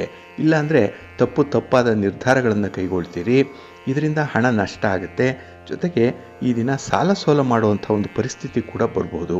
ಹಾಗಾಗಿನೇ ಈ ದಿನ ಸ್ವಲ್ಪ ವ್ಯಾಪಾರಸ್ಥರಿಗೆ ಈ ಸಮಯ ಅನ್ನುವಂಥದ್ದು ಅಷ್ಟೊಂದು ಅನುಕೂಲಕರವಾಗಿಲ್ಲ, ಹೆಚ್ಚಿನ ಮಟ್ಟದಲ್ಲಿ ಇಲ್ಲ. ಅದಕ್ಕಾಗಿಯೇ ಎಚ್ಚರಿಕೆಯಿಂದ ಇರಿ. ಇನ್ನು ವ್ಯಾಪಾರಿ ಸಂಬಂಧವಾಗಿ ಮಾಡುವಂಥ ಪ್ರಯಾಣ ಕೂಡ ನಿಮಗೆ ಲಾಭವನ್ನು ತರಲ್ಲ, ಶುಭವನ್ನು ತರಲ್ಲ. ಪ್ರಯಾಣದ ಸಂದರ್ಭ ಸ್ವಲ್ಪ ಜಾಗ್ರತೆಯಿಂದ ಇರಬೇಕಾಗತ್ತೆ, ಪೂರ್ವ ಸಿದ್ಧತೆ ಇರಬೇಕು. ಇನ್ನು ವಾಹನದಿಂದ ನಿಮಗೆ ಅಷ್ಟೊಂದು ಸಪೋರ್ಟ್ ಇಲ್ಲ, ಅನುಕೂಲ ಇಲ್ಲ. ಹಾಗಾಗಿ ಜಾಗ್ರತೆ. ಇನ್ನು ಈ ದಿನ ನಿಮ್ಮ ಸಂಗಾತಿಯ ಆರೋಗ್ಯದ ಬಗ್ಗೆ ನೀವು ಸ್ವಲ್ಪ ಕಾಳಜಿಯನ್ನು ವಹಿಸಬೇಕಾಗತ್ತೆ. ಹಾಗಾಗಿ ಈ ಆರೋಗ್ಯ ಅನಾರೋಗ್ಯ ಅನ್ನುವಂಥ ಪ್ರಶ್ನೆ ಈ ದಿನ ಕುಟುಂಬದಲ್ಲೂ ಕೂಡ ಹೇಳುವಂಥ ಸಾಧ್ಯತೆ ಇದೆ. ಹಾಗಾಗಿ ಆರೋಗ್ಯದ ಬಗ್ಗೆ, ಸಮತೋಲನ ಆಹಾರದ ಬಗ್ಗೆ ನೀವು ಸ್ವಲ್ಪ ಕಾಳಜಿಯನ್ನು ವಹಿಸಬೇಕಾಗತ್ತೆ ಈ ದಿನ. ಇನ್ನು ಈ ದಿನ ನಿಮ್ಮನ್ನು ಯಾರು ಹಗುರವಾಗಿ ಭಾವಿಸ್ತಾರೆ ಅಥವಾ ನಿಮ್ಮನ್ನು ಕೆಲವು ವಿಚಾರಗಳಲ್ಲಿ ಕಡೆಗಣಿಸ್ತಾರೆ, ಅಂಥವರನ್ನು ಈ ದಿನ ನೀವು ಕೂಡ ಸ್ವಲ್ಪ ದೂರ ಇಡುವಂಥದ್ದು ಉತ್ತಮ. ಏಕೆಂದರೆ ಅಲ್ಲಿ ಒಂದು ನೆಗೆಟಿವ್ ಇಂಪ್ಯಾಕ್ಟ್ ಅನ್ನುವಂಥದ್ದು ಬರ್ತಾ ಇದೆ, ಜಾಗ್ರತೆ. ಇನ್ನು ಕೆಲವರು ನಿಮ್ಮ ಸಾಧು ಸ್ವಭಾವ ಏನಿದೆ ಅದನ್ನು ದೌರ್ಬಲ್ಯ ಅಂತ ಹೇಳಿ ತಿಳಿಯುವಂಥ ಸಾಧ್ಯತೆ ಕೂಡ ಈ ದಿನ ಇರುತ್ತೆ. ಅದಕ್ಕಾಗಿಯೇ ಯಾರ ಜೊತೆಯಲ್ಲೂ ಕೂಡ ನಿಮ್ಮ ವೀಕ್ನೆಸ್ ಏನು, ನಿಮ್ಮ ದೌರ್ಬಲ್ಯ ಏನು, ಇದನ್ನು ನೀವು ಹೇಳಿಕೊಳ್ಳುವಂಥ ಒಂದು ಪ್ರಯತ್ನವನ್ನು ಮಾಡಬೇಡಿ. ಅದು ನಿಮಗೆ ಸ್ವಲ್ಪ ರಿವರ್ಸ್ ಆಗುವಂಥ ಸಾಧ್ಯತೆ ಇದೆ. ಅವರ ಅನುಕಂಪವನ್ನು ಅಥವಾ ಅವರ ಒಂದು ಮರ್ಜಿಯನ್ನು ನೀವು ಗಳಿಸ್ಕೊಳ್ಳಿಕ್ಕಾಗಿ ನಿಮ್ಮ ದೌರ್ಬಲ್ಯವನ್ನು ಹೇಳ್ಕೊಳ್ತೀರಿ. ಆದರೆ ಅದು ಅವರಿಗೆ ಅಡ್ವಾಂಟೇಜ್ ಆಗುತ್ತೆ. ನಿಮಗೆ ಅಲ್ಲಿಂದ ಒಂದು ರೀತಿಯಲ್ಲಿ ಕೀಳಾಗಿ ನೋಡುವಂಥ ಒಂದು ಸಮಸ್ಯೆ ಉದ್ಭವ ಆಗಿಬಿಡುತ್ತೆ. ಸ್ವಲ್ಪ ಎಚ್ಚರಿಕೆಯಿಂದ ಇರಿ. ಯಾರೊಂದಿಗೂ ಕೂಡ ಈ ದಿನ ನಿಮ್ಮ ಸ್ಟ್ರೆಂತನ್ನು, ನಿಮ್ಮ ವೀಕ್ನೆಸ್ಸನ್ನು ಹೇಳ್ಕೊಳ್ಬೇಡಿ. ನಿಮ್ಮ ಮನೆ ದೇವರನ್ನು ಸ್ಮರಣೆ ಮಾಡ್ತಾ ಇರಿ. ಆಂಜನೇಯ ಸ್ತೋತ್ರವನ್ನು ಹೇಳ್ಕೊಳ್ಳಿ, ಹನುಮಾನ್ ಚಾಲೀಸನ್ನು ಈ ದಿನ ಹೇಳ್ಕೊಳ್ಳಿ, ಸ್ವಾಮಿಯ ದರ್ಶನ ಮಾಡಿ, ಒಳ್ಳೆಯದಾಗುತ್ತೆ. ಈ ದಿನ ಅಶ್ವತ್ಥ ವೃಕ್ಷ ಪ್ರದಕ್ಷಿಣೆ ಕೂಡ ಮಾಡಿ, ಒಳ್ಳೆಯ ಫಲ ನಿಮಗೆ ಸಿಕ್ಕತ್ತೆ. ನಿಮ್ಮ ಅದೃಷ್ಟದ ಬಣ್ಣ ತಿಳಿ ಹಸಿರು, ಅದೃಷ್ಟದ ದಿಕ್ಕು ಈಶಾನ್ಯ ದಿಕ್ಕು, ಅದೃಷ್ಟ ಸಂಖ್ಯೆ 3. ಕರ್ಕಾಟಕ ರಾಶಿ. ಕರ್ಕಾಟಕ ರಾಶಿಯವರಿಗೆ ಈ ದಿನ ನಿಮ್ಮ ರಾಶಿಯ ಅಧಿಪತಿಯಾದಂತಹ ಚಂದ್ರ ಕಳತ್ರ ಸ್ಥಾನದಲ್ಲಿದ್ದಾನೆ. 7ನೇ ಮನೆ ಬಹಳ ವಿಶೇಷವಾದಂತಹ ಒಂದು ಸಂಬಂಧವನ್ನು ಈ ದಿನ ನೀವು ಹೊಂದುವಂಥ ಸಂದರ್ಭ ಇದೆ. ಹಾಗೆ ನಿಮ್ಮ ಒಂದು ಪ್ರಯತ್ನಗಳೇನಿದೆ ಅದು ಕ್ಷಣಾರ್ಧದಲ್ಲೇ ಯಶಸ್ವಿಯಾಗುವಂಥದ್ದು. ಯಾಕೆಂದರೆ ನಿಮ್ಮ ಮನಸ್ಸು ಈ ದಿನ ತುಂಬ ಪಾಸಿಟಿವ್ ಆಗಿದೆ. ಹಾಗಾಗಿನೇ ಆಗಲಾರದಂತಹ ಕೆಲಸ ಇರ್ಬೋದು, ಅಥವಾ ನೆನ್ನೆ ಮೊನ್ನೆ ನೀವೇ ಕೈ ಬಿಟ್ಟಿರುವಂತಹ ಕೆಲಸ ಆಗ್ಬೋದು, ಅದು ಈ ದಿನ ನೀವು ಸ್ವಲ್ಪ ಮನಸ್ಸು ಮಾಡಿ ಕೈಗೆತ್ಕೊಂಡ್ರೆ ಕೆಲಸ ಪೂರ್ಣ ಆಗಿಬಿಡುತ್ತೆ, ಒಳ್ಳೆಯ ಫಲಿತಾಂಶ ಕೂಡ ಸಿಕ್ಬಿಡುತ್ತೆ. ಹಾಗಾಗಿ ಈ ದಿನದ ಪ್ರಯತ್ನಗಳಿಗೆ ನಿಮಗೆ 100ಕ್ಕೆ 100ರಷ್ಟು ಸಪೋರ್ಟ್ ಅನ್ನುವಂಥದ್ದು ಸಿಕ್ಕತ್ತೆ. ನಿಮ್ಮ ಬಂಧುಗಳೋ ಮಿತ್ರರೋ ನಿಮ್ಮ ಜೊತೆಯಲ್ಲಿರ್ತಾರೆ. ನಿಮ್ಮ ಕೆಲಸ ಕಾರ್ಯಗಳಿಗೆ ಅವರು ಕೂಡ ಸಹಭಾಗಿಗಳಾಗಿರುವಂಥ ಸಾಧ್ಯತೆಗಳು ಜಾಸ್ತಿ ಇರುತ್ತೆ. ಇನ್ನು ನೀವು ಮಾಡುವಂತಹ ಕೆಲಸ, ಅದರಲ್ಲೂ ವೃತ್ತಿಪರವಾದಂತಹ ಕೆಲಸ, ಅದರಲ್ಲಿ ಒಂದು ದಕ್ಷತೆ ಜಾಸ್ತಿ ಆಗುತ್ತೆ. ನಿಮ್ಮ ಒಂದು ಮೇಧಾವಿತನ ಆಗಲಿ, ನಿಮ್ಮ ಅನುಭವ ಆಗಲಿ ಈ ದಿನ ಪೂರ್ಣ ಪ್ರಮಾಣದಲ್ಲಿ ಬಳಕೆ ಆಗೋದ್ರಿಂದ ಆ ಕೆಲಸ ಪರ್ಫೆಕ್ಟಾಗಿ ನಡೆಯುತ್ತೆ. ಅದರಲ್ಲಿ ನಿಮ್ಮ ಒಂದು ಸಾಧನೆ, ನಿಮ್ಮ ಒಂದು ಅಭಿಪ್ರಾಯ ವ್ಯಕ್ತವಾಗುವಂಥದ್ದು, ಇದು 4 ಜನರಿಗೆ ತುಂಬ ಇಷ್ಟ ಆಗುತ್ತೆ, ನಿಮ್ಮ ಒಂದು ಕೆಲಸ ಕಾರ್ಯಗಳ ವೈಖರಿ. ಇನ್ನು ಈ ದಿನ ವಿವಾಹಕ್ಕೆ ಸಂಬಂಧಪಟ್ಟಂತಹ ಚಟುವಟಿಕೆಗಳಲ್ಲಿ ತುಂಬ ಅನುಕೂಲತೆಗಳು ಇರುತ್ತೆ. ನಿಮ್ಮ ಪ್ರಯತ್ನ ಯಶಸ್ವಿಯಾಗುತ್ತೆ. ಇನ್ನು ಮದುವೆಗೆ ಈ ಸಂದರ್ಭದಲ್ಲಿ ನೀವು ಮಾಡುವಂಥ ಒಂದು ಪೂರ್ವ ಸಿದ್ಧತೆ ಆಗ್ಬೋದು, ಪ್ರಯಾಣ ಆಗ್ಬೋದು, ಅದರಲ್ಲಿ ಒಳ್ಳೆಯ ಲಾಭವನ್ನು ಕಾಣುವಂಥದ್ದು ಕೂಡ ಇದೆ. ಹಾಗೆ ಈ ದಿನ ನಿಮ್ಮ ಕಾರ್ಯಕ್ಷೇತ್ರದಲ್ಲಿ ನಿಮ್ಮ ಮಿತ್ರರಾಗಲಿ, ಸಹೋದ್ಯೋಗಿಗಳಾಗಲಿ, ಅವರ ಜೊತೆ ಈ ದಿನ ಮಾತುಕತೆ ಸಂದರ್ಭದಲ್ಲಿ ಸ್ವಲ್ಪ ಎಚ್ಚರದಿಂದ ಇರಬೇಕಾಗತ್ತೆ. ಯಾವುದೇ ಜವಾಬ್ದಾರಿ ಬಂದರೂ ಕೂಡ ವಿಚಲಿತರಾಗಬೇಡಿ, ಧೈರ್ಯದಿಂದ ಅದನ್ನು ಎದುರಿಸಿ. ಜವಾಬ್ದಾರಿಯನ್ನು ಹೊರುವಂಥ ಶಕ್ತಿ ಇದೆ, ಅಷ್ಟು ಸಾಮರ್ಥ್ಯ ಇದೆ.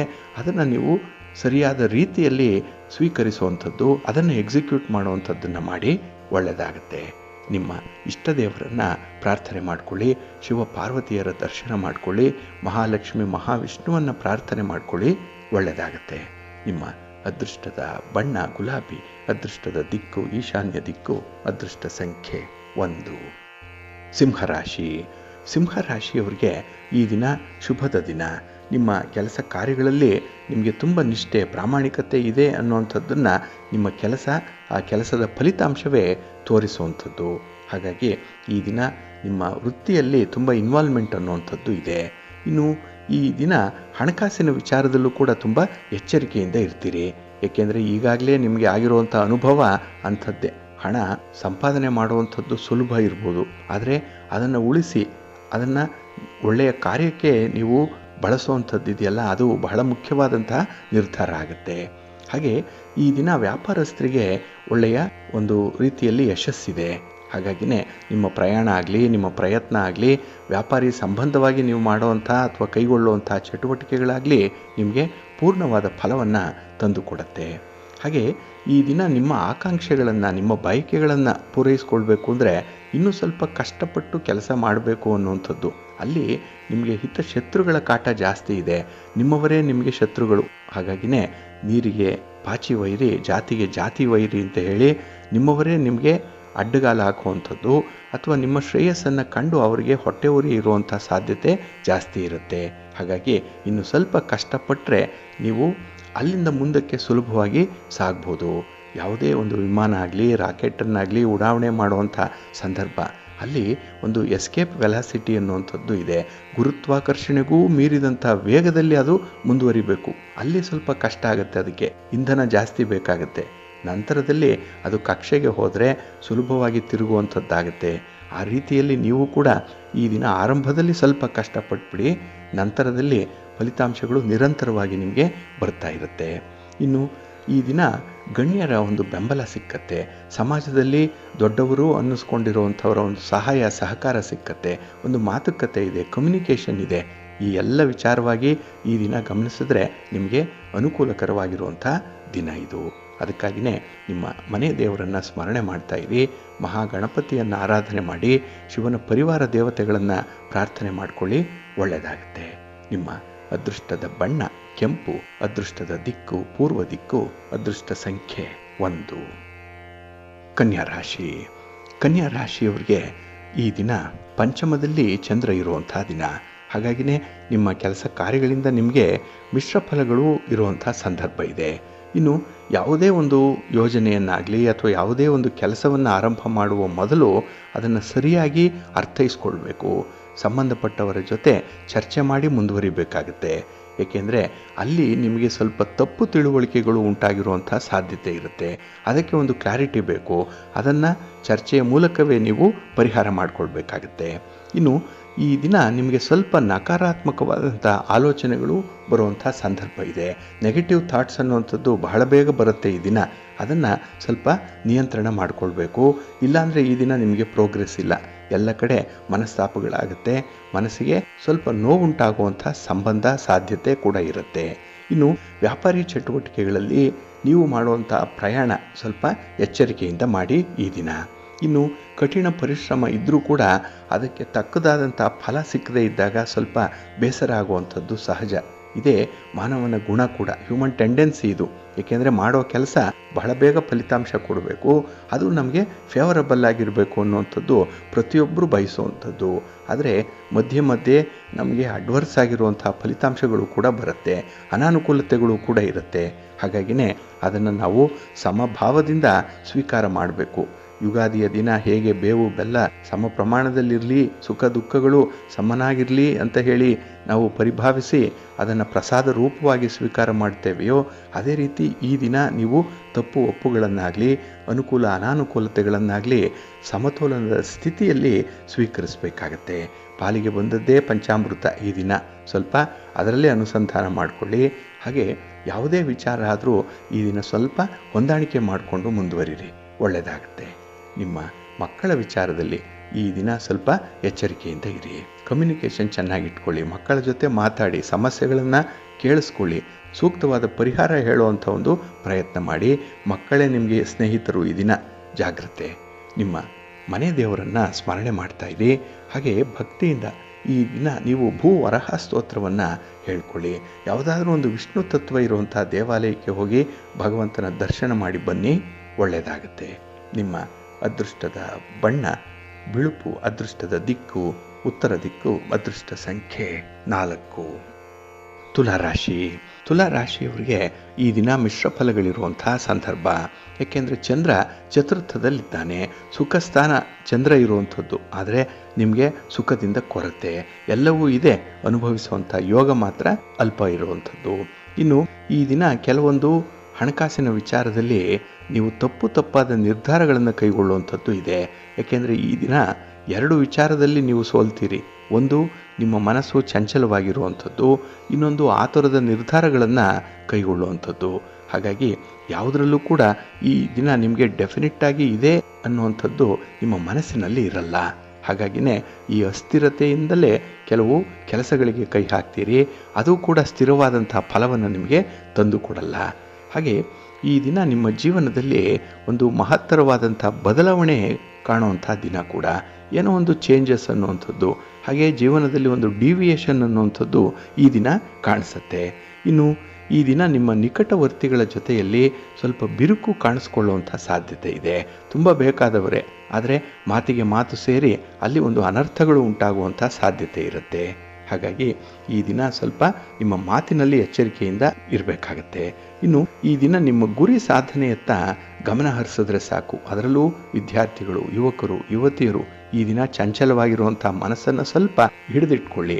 ನಿಮ್ಮ ಗುರಿ ಏನು, ಯಾಕಾಗಿ ನೀವು ಇಷ್ಟು ಪ್ರಯತ್ನ ಪಡ್ತಾ ಇದ್ದೀರಿ, ಆ ಪ್ರಯತ್ನ ಈಗಾಗಲೇ ನಿಮಗೆ ಫಲವನ್ನು ತರ್ತಾ ಇಲ್ವಾ ಅನ್ನೋಂಥದ್ರ ಬಗ್ಗೆ ಒಂದು ಸಿಂಹಾವಲೋಕನವನ್ನು ಮಾಡಿಕೊಳ್ಳಿ, ಇಂಟ್ರಾಸ್ಪೆಕ್ಟ್ ಮಾಡಿಕೊಳ್ಳಿ. ಈ ದಿನ ಒಳ್ಳೆಯ ಅವಕಾಶ ಇದೆ. ಹಾಗಾಗಿ ನಿಮ್ಮ ತಪ್ಪು ಒಪ್ಪುಗಳ ಬಗ್ಗೆ ನಿಮಗೆ ಅರಿವಾಗುವಂಥದ್ದಿದೆ. ಹಾಗೆ ಕೆಲವೊಮ್ಮೆ ತಪ್ಪು ನಿರ್ಧಾರಗಳನ್ನು ಕೈಗೊಂಡಿದ್ದು ತಪ್ಪಾದಂತಹ ಒಂದು ದಾರಿಯಲ್ಲಿ ಮುಂದುವರೆದಿದ್ದರೆ ಈ ದಿನ ಅದನ್ನು ಕರೆಕ್ಷನ್ ಮಾಡಿಕೊಳ್ಳಿಕ್ಕೆ, ಬದಲಾವಣೆ ಮಾಡಿಕೊಳ್ಳಿಕ್ಕೆ ಒಂದು ಒಳ್ಳೆಯ ಅವಕಾಶ ಇದೆ. ಗುರುಗಳ ಮಾರ್ಗದರ್ಶನ ಇದೆ. ಅದನ್ನು ನೀವು ಸರಿಯಾದ ರೀತಿಯಲ್ಲಿ ಬಳಸ್ಕೊಳ್ಳಿ, ಮುಂದೆ ಒಳ್ಳೆಯದಾಗುತ್ತೆ. ಇನ್ನು ವ್ಯವಹಾರಗಳಲ್ಲಿ ಸ್ವಲ್ಪ ಹಣದ ವಿಚಾರ ಎಚ್ಚರಿಕೆಯಿಂದ ಇರಿ. ನಿಮ್ಮ ಇಷ್ಟ ದೇವರನ್ನು ಆರಾಧನೆ ಮಾಡ್ತಾ ಇರಿ. ಮಹಾಲಕ್ಷ್ಮಿಯನ್ನು ಪ್ರಾರ್ಥನೆ ಮಾಡ್ಕೊಳ್ಳಿ. ಮಹಾವಿಷ್ಣುವನ್ನು ಈ ದಿನ ದರ್ಶನ ಮಾಡ್ಕೊಳ್ಳಿ, ಸ್ತೋತ್ರ ಹೇಳ್ಕೊಳ್ಳಿ, ಒಳ್ಳೆಯದಾಗುತ್ತೆ.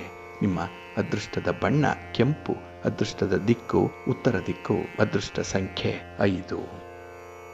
ವೃಶ್ಚಿಕ ರಾಶಿ. ವೃಶ್ಚಿಕ ರಾಶಿಯವರಿಗೆ ಈ ದಿನ ಶುಭ ಫಲಗಳಿರುವಂಥ ದಿನ. ತೃತೀಯದಲ್ಲಿ ಚಂದ್ರ ಇರುವಂತಹ ದಿನ, 3ನೇ ಮನೆ ಕೀರ್ತಿ ಸ್ಥಾನ. ಹಾಗಾಗಿ ನಿಮ್ಮ ಕೆಲಸ ಕಾರ್ಯಗಳಿಂದ ನಿಮಗೆ ತುಂಬ ತೃಪ್ತಿ ಸಿಕ್ಕತ್ತೆ, ಅನುಕೂಲ ಇದೆ, ಜೊತೆಗೆ ಲಾಭ ಕೂಡ ಇದೆ. ಹಾಗಾಗಿನೇ ಈ ದಿನ ಯಾವುದೇ ವಿಚಾರದಲ್ಲೂ ಕೂಡ ನೀವು ಏಕಪ್ರಕಾರವಾಗಿ ನಿರ್ಧಾರವನ್ನು ತೆಗೆದುಕೊಳ್ಳಕ್ಕೂ ಕೂಡ ಅವಕಾಶಗಳು ಸಿಕ್ಕುವಂಥ ಸಂದರ್ಭ. ಹಾಗಾಗಿ ನಿಮ್ಮ ಇಚ್ಛಾಶಕ್ತಿ ಏನಿದೆ ಅಥವಾ ನಿಮ್ಮ ಅಭಿಪ್ರಾಯ ಏನಿದೆ, ನಿಮ್ಮ ಯೋಜನೆಗಳೇನಿದೆ, ಅದನ್ನು ಕುಟುಂಬಸ್ಥರಿಗೆ ಪರಿಚಯಿಸುವಂಥ ಒಂದು ಒಳ್ಳೆಯ ಕಾಲ. ಹಾಗಾಗಿ ಬಹಳ ದಿನಗಳಿಂದ ನಿಮ್ಮ ಮನಸ್ಸಿನಲ್ಲೇ ಇಟ್ಟುಕೊಂಡಿದ್ದಂತಹ ಗುಪ್ತವಾಗಿದ್ದಂತಹ ಕೆಲವೊಂದು ವಿಚಾರಗಳನ್ನು ಈ ದಿನ ನಿಮ್ಮ ಕುಟುಂಬಸ್ಥರ ಜೊತೆಯಲ್ಲಿ ಹಂಚಿಕೊಳ್ತೀರಿ, ಚರ್ಚೆ ಮಾಡ್ತೀರಿ. ಅದರಲ್ಲಿ ಯಾವುದು ಒಳಿತು ಯಾವುದು ಕೆಡುಕು ಅನ್ನುವಂಥದ್ರ ಬಗ್ಗೆ ಸ್ಪಷ್ಟವಾದ ಒಂದು ಚಿತ್ರಣ ಈ ದಿನ ನಿಮಗೆ ಸಿಕ್ಕತ್ತೆ. ಹಾಗಾಗಿ ಇದರ ಒಂದು ಮೆಸೇಜ್ ಏನಂದರೆ, ಅಥವಾ ಮಾರಲ್ ಆಫ್ ದ ಸ್ಟೋರಿ ಏನು ಅಂತ ಹೇಳಿದ್ರೆ, ನಿಮ್ಮ ಒಂದು ಮನಸ್ಥಿತಿ ಏನಿದೆ ಅದಕ್ಕೆ ಒಂದು ಔಟ್ಲೆಟನ್ನು ಕೊಡಬೇಕು, ಸಂಬಂಧಪಟ್ಟವರ ಜೊತೆ ಮಾತಾಡಬೇಕು, ಕಮ್ಯುನಿಕೇಷನ್ ಚೆನ್ನಾಗಿ ಇಟ್ಕೊಳ್ಬೇಕು ಈ ದಿನ. ಇದರಿಂದ ಎಷ್ಟೋ ಸಮಸ್ಯೆಗಳು ಬಗೆಹರಿಯುತ್ತೆ. ಇನ್ನು ಪಿತ್ರಾರ್ಜಿತ ಆಸ್ತಿಗೆ ಸಂಬಂಧಪಟ್ಟಂತಹ ವಿಚಾರಗಳಲ್ಲಿ ಯಾವುದೇ ರೀತಿಯ ಸಮಸ್ಯೆಗಳಿದ್ದರೆ ಅದಕ್ಕೆ ಒಂದು ಪರಿಹಾರ ಕಂಡುಕೊಳ್ಬೇಕು ಅಂದರೆ ಈ ದಿನ ಪ್ರಯತ್ನ ಮಾಡಿ, ಅದು ನಿಮಗೆ ಸ್ವಲ್ಪ ಪ್ರೋಗ್ರೆಸ್ಸನ್ನು ತರುತ್ತೆ. ಇನ್ನು ಈ ದಿನದಲ್ಲಿ ಹಣಕಾಸಿನ ಒಂದು ಅನಿಶ್ಚಿತತೆ ಏನಿದೆ ಅದು ಸ್ವಲ್ಪ ಚಿಂತೆಗೆ ಕಾರಣವಾಗಿರುವಂಥದ್ದು. ಏಕೆಂದರೆ ಒಂದೇ ಸಮನೆ ಆದಾಯ ಬರ್ತಾ ಇಲ್ಲ, ಅಲ್ಲಿ ಸ್ವಲ್ಪ ಫ್ಲಕ್ಚುಯೇಷನ್ ಅನ್ನುವಂಥದ್ದು ಇದೆ. ಅದನ್ನು ನೋಡಿಕೊಂಡು ಈ ಕಡೆ ನೀವು ಯಾವುದೇ ಕಮಿಟ್ಮೆಂಟ್ಗೆ ಕೈಲಾಗಲಿಕ್ಕೆ ಸಾಧ್ಯ ಆಗ್ತಾ ಇಲ್ಲ. ಅಂತಹ ಒಂದು ಅನಿಶ್ಚಿತತೆಯ ವಾತಾವರಣ ಇದೆ. ಇದು ಮನಸ್ಸಿಗೂ ಕೂಡ ಸ್ವಲ್ಪ ಚಿಂತೆಯನ್ನು ಮೂಡಿಸುವಂಥ ಸಂದರ್ಭದಲ್ಲಿರುತ್ತೆ. ಆದರೂ ಕೂಡ ತಜ್ಞರ ಸಲಹೆಯನ್ನು ಪಡ್ಕೊಂಡು ಮುಂದುವರಿರಿ, ಒಳ್ಳೆಯದಾಗುತ್ತೆ. ಇನ್ನು ಈ ದಿನ ನಿಮಗೆ ಜವಾಬ್ದಾರಿಯ ಕೆಲಸ ಎದುರಾಗುತ್ತೆ. ಕೆಲಸ ಅಂದರೆ ಸಂಭ್ರಮ, ನಿಮಗೆ ಅದು ತುಂಬ ಇಷ್ಟಪಡುವಂಥ ಕೆಲಸ. ಅದರಲ್ಲಿ ನಿಮ್ಮ ಇನ್ವಾಲ್ವ್ಮೆಂಟ್ ಈ ದಿನ ಪೂರ್ಣ ಪ್ರಮಾಣದಲ್ಲಿರುತ್ತೆ, ಒಳ್ಳೆಯದಾಗುತ್ತೆ. ನಿಮ್ಮ ಇಷ್ಟ ದೇವರನ್ನು ಆರಾಧನೆ ಮಾಡ್ತಾ ಇರಿ. ಹಾಗೆ ಭಕ್ತಿಯಿಂದ ಈ ದಿನ ಸುಬ್ರಹ್ಮಣ್ಯ ಭುಜಂಗ ಸ್ತೋತ್ರವನ್ನು ಹೇಳ್ಕೊಳ್ಳಿ. ಶಿವನ ಪರಿವಾರ ದೇವತೆಗಳನ್ನು ಪ್ರಾರ್ಥನೆ ಮಾಡ್ತಾ ಇರಿ, ದರ್ಶನ ಮಾಡ್ಕೊಳ್ಳಿ, ಒಳ್ಳೆಯದಾಗುತ್ತೆ. ನಿಮ್ಮ ಅದೃಷ್ಟದ ಬಣ್ಣ ಗುಲಾಬಿ, ಅದೃಷ್ಟದ ದಿಕ್ಕು ಉತ್ತರ ದಿಕ್ಕು, ಅದೃಷ್ಟ ಸಂಖ್ಯೆ 1. ಧನುರಾಶಿ. ಧನುರಾಶಿಯವರಿಗೆ ಈ ದಿನ ದ್ವಿತೀಯದಲ್ಲಿ ಚಂದ್ರ ಇರುವಂತಹ ದಿನ. ಇದು ಧನಸ್ಥಾನ, ಕುಟುಂಬ ಸ್ಥಾನ ಇದು. ಹಾಗಾಗಿ ಈ ದಿನ ಹಣಕಾಸಿನ ವಿಚಾರದಲ್ಲಿ ಸ್ವಲ್ಪ ಹಿನ್ನಡೆ ಇರುತ್ತೆ. ಹಾಗೆ ಹಣದ ವಿಚಾರ, ವ್ಯಾಪಾರದ ವಿಚಾರ ಅಥವಾ ವ್ಯಾಪಾರ ವಿಸ್ತರಣೆಯ ವಿಚಾರ, ವ್ಯಾಪಾರಕ್ಕೆ ಮಾಡುವಂಥ ಒಂದು ಪ್ರಯಾಣ ಇರಲಿ ಅಥವಾ ನಿಮ್ಮ ಒಂದು ವ್ಯಾಪಾರದ ವಿಸ್ತರಣೆಯ ಬಗ್ಗೆ ತೆಗೆದುಕೊಳ್ಳುವಂಥ ತೀರ್ಮಾನ ಆಗಲಿ, ಒಂದು ಒಪ್ಪಂದ ಆಗಲಿ, ಪಾರ್ಟ್ನರ್ಶಿಪ್ಪಲ್ಲಿ ಮಾಡುವಂಥ ವ್ಯವಹಾರಗಳಿಂದಲಾಗಲಿ ಈ ದಿನ ನಿಮಗೆ ಸ್ವಲ್ಪ ಒತ್ತಡಗಳು ಇರುವಂಥ ಸಂದರ್ಭ ಇದೆ. ಇಲ್ಲಿ ತಪ್ಪಾದ ನಿರ್ಧಾರಗಳನ್ನು ಕೈಗೊಳ್ಳೋದಕ್ಕೂ ಕೂಡ ಅವಕಾಶಗಳು ತುಂಬ ಇರುತ್ತೆ ನಿಮಗೆ. ಹಾಗಾಗಿ ಒಂದು ಕ್ಷಣ ಯಾಮಾರಿದ್ರೂ ಕೂಡ ನಿರ್ಧಾರವೇ ಬದಲಾವಣೆ ಆಗಿಬಿಡುತ್ತೆ. ಅದರಿಂದ ಬರುವಂಥ ಫಲಿತಾಂಶಗಳು ಕೂಡ ಭಾರಿ ಹೊಡೆತವನ್ನು ತರುತ್ತೆ, ಜಾಗ್ರತೆ. ಹಾಗಾಗಿ ನಿಮ್ಮ ವ್ಯಾಪಾರಿ ಚಟುವಟಿಕೆಗಳಲ್ಲಿ ನಿಮ್ಮ ಆಲೋಚನೆಗಳನ್ನು ತುಂಬ ಪ್ರಧಾನವಾಗಿ ಇಡಬೇಕಾಗುತ್ತೆ. ಆಲೋಚನೆಗೆ ಪ್ರಿಯಾರಿಟಿ ಕೊಡಬೇಕು ಈ ದಿನ. ಇನ್ನು ಈ ದಿನ ನಿಮ್ಮ ತೀರ್ಮಾನಕ್ಕೆ ನೀವು ಬದ್ಧರಾಗಿ ಇರುವಂಥದ್ದು ಬಹಳ ಮುಖ್ಯ. ಏಕೆಂದರೆ ತೆಗೆದುಕೊಂಡಂಥ ತೀರ್ಮಾನದಲ್ಲೇ ಕೆಲವೊಮ್ಮೆ ಯೂಟರ್ನ್ ಆಗುವಂಥದ್ದು ಅಥವಾ ಈ ತಪ್ಪು ನಂಬಿಕೆಯಿಂದ, ಕುರುಡು ನಂಬಿಕೆಯಿಂದ ಈ ದಿನ ನಿಮಗೆ ಸ್ವಲ್ಪ ಹಾನಿ ಉಂಟಾಗುವಂಥ ಸಾಧ್ಯತೆ ಇರುತ್ತೆ, ಜಾಗ್ರತೆಯಿಂದ ಇರಿ. ಇನ್ನು ವೈವಾಹಿಕ ಜೀವನದಲ್ಲಿ ಈ ದಿನ ಸಂತೋಷದ ಸಮಯ ಇದೆ, ಅದನ್ನು ಬಳಸ್ಕೊಳ್ಬೇಕು. ಎಲ್ಲವೂ ಇದೆ, ಆದರೆ ಅದನ್ನು ಯಾವ ರೀತಿಯಲ್ಲಿ ನೀವು ಬಳಸ್ಕೊಳ್ಬೇಕು ಅನ್ನುವಂಥದ್ದರ ವಿವೇಚನೆ ಏನಿದೆ ಅದು ಪ್ರಾಕ್ಟಿಕಲ್ ಆಗಿ ಇಟ್ಕೊಳ್ಳಿ, ಒಳ್ಳೆಯದಾಗುತ್ತೆ. ಇನ್ನು ಕಾರ್ಯಕ್ಷೇತ್ರದಲ್ಲಿ ಅನುಕೂಲಕರವಾದಂಥ ವಾತಾವರಣ ಏನೋ ಇದೆ, ಆದರೆ ನಿಮ್ಮ ಸಹೋದ್ಯೋಗಿಗಳ ಒಂದು ಮನಸ್ಥಿತಿ ನಿಮಗೆ ಹಿಡಿಸಲ್ಲ. ಅವರ ಮಾತು, ಅವರ ನಡತೆ ನಿಮಗೆ ಸ್ವಲ್ಪ ಅಸಮಾಧಾನವನ್ನು ತರುವಂಥ ಸಾಧ್ಯತೆ ಇರುತ್ತೆ. ಅಲ್ಲಿ ಸ್ವಲ್ಪ ಹೊಂದಾಣಿಕೆ ಮಾಡಿಕೊಂಡು ಹೋಗುವಂಥದ್ದು ತುಂಬ ಅಗತ್ಯ ಇದೆ. ಇನ್ನು ಈ ದಿನ ಆಹಾರ ವಿಹಾರಾದಿಗಳ ಕಡೆ, ಅದರಲ್ಲೂ ಮುಖ್ಯವಾಗಿ ಯೋಗ್ಯವಾದಂಥ ಆಹಾರ ಕ್ರಮವನ್ನು ಪರಿಪಾಲನೆ ಮಾಡುವಂಥದ್ದು ತುಂಬ ಉತ್ತಮ. ಆರೋಗ್ಯ ನೋಡ್ಕೊಳ್ಳಿ. ನಿಮ್ಮ ಇಷ್ಟ ದೇವರನ್ನು ಪ್ರಾರ್ಥನೆ ಮಾಡ್ತಾ ಇರಿ. ಹಾಗೆ ಭಕ್ತಿಯಿಂದ ಅನ್ನಪೂರ್ಣೇಶ್ವರಿ ಸ್ತೋತ್ರವನ್ನು ಈ ದಿನ ಹೇಳ್ಕೊಳ್ಳಿ. ಹಾಗೆ ಪಾರ್ವತಿ ಅಮ್ಮನವರ ದರ್ಶನ ಮಾಡಿಕೊಳ್ಳಿ, ಶಿವ ಪಾರ್ವತಿಯರ ಸ್ತೋತ್ರ ಹೇಳ್ಕೊಳ್ಳಿ, ಒಳ್ಳೆಯದಾಗುತ್ತೆ. ನಿಮ್ಮ ಅದೃಷ್ಟದ ಬಣ್ಣ ಗುಲಾಬಿ, ಅದೃಷ್ಟದ ದಿಕ್ಕು ಈಶಾನ್ಯ ದಿಕ್ಕು, ಅದೃಷ್ಟ ಸಂಖ್ಯೆ 3. ಮಕರ ರಾಶಿ. ಮಕರ ರಾಶಿಯವರಿಗೆ ಈ ದಿನ ಸಂತೋಷದ ದಿನ, ಸಂಭ್ರಮದ ದಿನ. ಚಂದ್ರ ನಿಮ್ಮ ರಾಶಿಯಲ್ಲೇ ಸ್ಥಿತನಾಗಿರೋದ್ರಿಂದ ಈ ದಿನದ ಮನಸ್ಥಿತಿ ಬಹಳ ಚೆನ್ನಾಗಿದೆ. ನಿಮ್ಮ ಆಲೋಚನೆ ಆಗಲಿ, ನೀವು ಕೈಗೊಳ್ಳುವಂಥ ಕೆಲಸ ಕಾರ್ಯಗಳು, ಆಯ್ಕೆ ಮಾಡಿಕೊಳ್ಳುವಂಥ ಸ್ನೇಹಿತರು ಈ ದಿನ ಒಂದಕ್ಕೊಂದು ಪೂರಕವಾಗಿರುತ್ತೆ. ಹಾಗಾಗಿ ನಿಮ್ಮ ಪ್ರಯತ್ನದಲ್ಲಿ ಎಲ್ಲೂ ಕೂಡ ಫೇಲ್ಯೂರ್ ಅನ್ನುವಂಥದ್ದು ಇರಲ್ಲ. ಆದರೆ ನೀವಾಗಿ ಮಾಡಿಕೊಳ್ಳುವಂಥ ಕೆಲವು ತಪ್ಪುಗಳಿಂದ ಈ ಒಂದು ದೋಷಗಳು ಉಂಟಾಗಬಹುದು. ಇಲ್ಲಾಂದರೆ ಈ ದಿನ ನಿಮಗೆ ಉತ್ತಮವಾದಂತಹ ದಿನ. ಯಾವುದೇ ಬದಲಾವಣೆಗಳನ್ನು ತರಲಿಕ್ಕೆ ಈ ದಿನ ಬಹಳ ಸುಲಭ. ಏಕೆಂದರೆ ಈ ದಿನ ನಿಮ್ಮ ಒಂದು ಕಾನ್ಫಿಡೆನ್ಸ್ ಲೆವೆಲ್ ಆಗಲಿ, ಆತ್ಮವಿಶ್ವಾಸ ಆಗಲಿ ಬಹಳಷ್ಟು ಮಟ್ಟಿಗೆ ಗಟ್ಟಿಯಾಗಿರುತ್ತೆ. ಅದಕ್ಕಾಗಿಯೇ ನಿರ್ಧಾರಗಳನ್ನು ತೆಗೆದುಕೊಳ್ಳಲಿಕ್ಕೆ ಒಳ್ಳೆಯ ಸಮಯ ಇದು. ಇನ್ನು ವ್ಯವಹಾರದಲ್ಲಿ ಪ್ರಸ್ತುತವಾಗಿ ನಿಮಗೆ ಸ್ವಲ್ಪ ಡೋಲಾಯಮಾನವಾದಂಥ ಒಂದು ಪರಿಸ್ಥಿತಿ ಇದ್ದರೆ, 50-50 ಅನ್ನೋಂಥದ್ದಿದ್ದರೆ, ಏಕೆಂದರೆ ಕೆಲವರಿಗೆ ಉದ್ಯೋಗ ಮಾಡಬೇಕಾ, ಸ್ವಂತ ವ್ಯಾಪಾರ ಮಾಡಬೇಕಾ ಅನ್ನುವಂಥ ಒಂದು ಜಿಜ್ಞಾಸೆ ಇರುತ್ತೆ.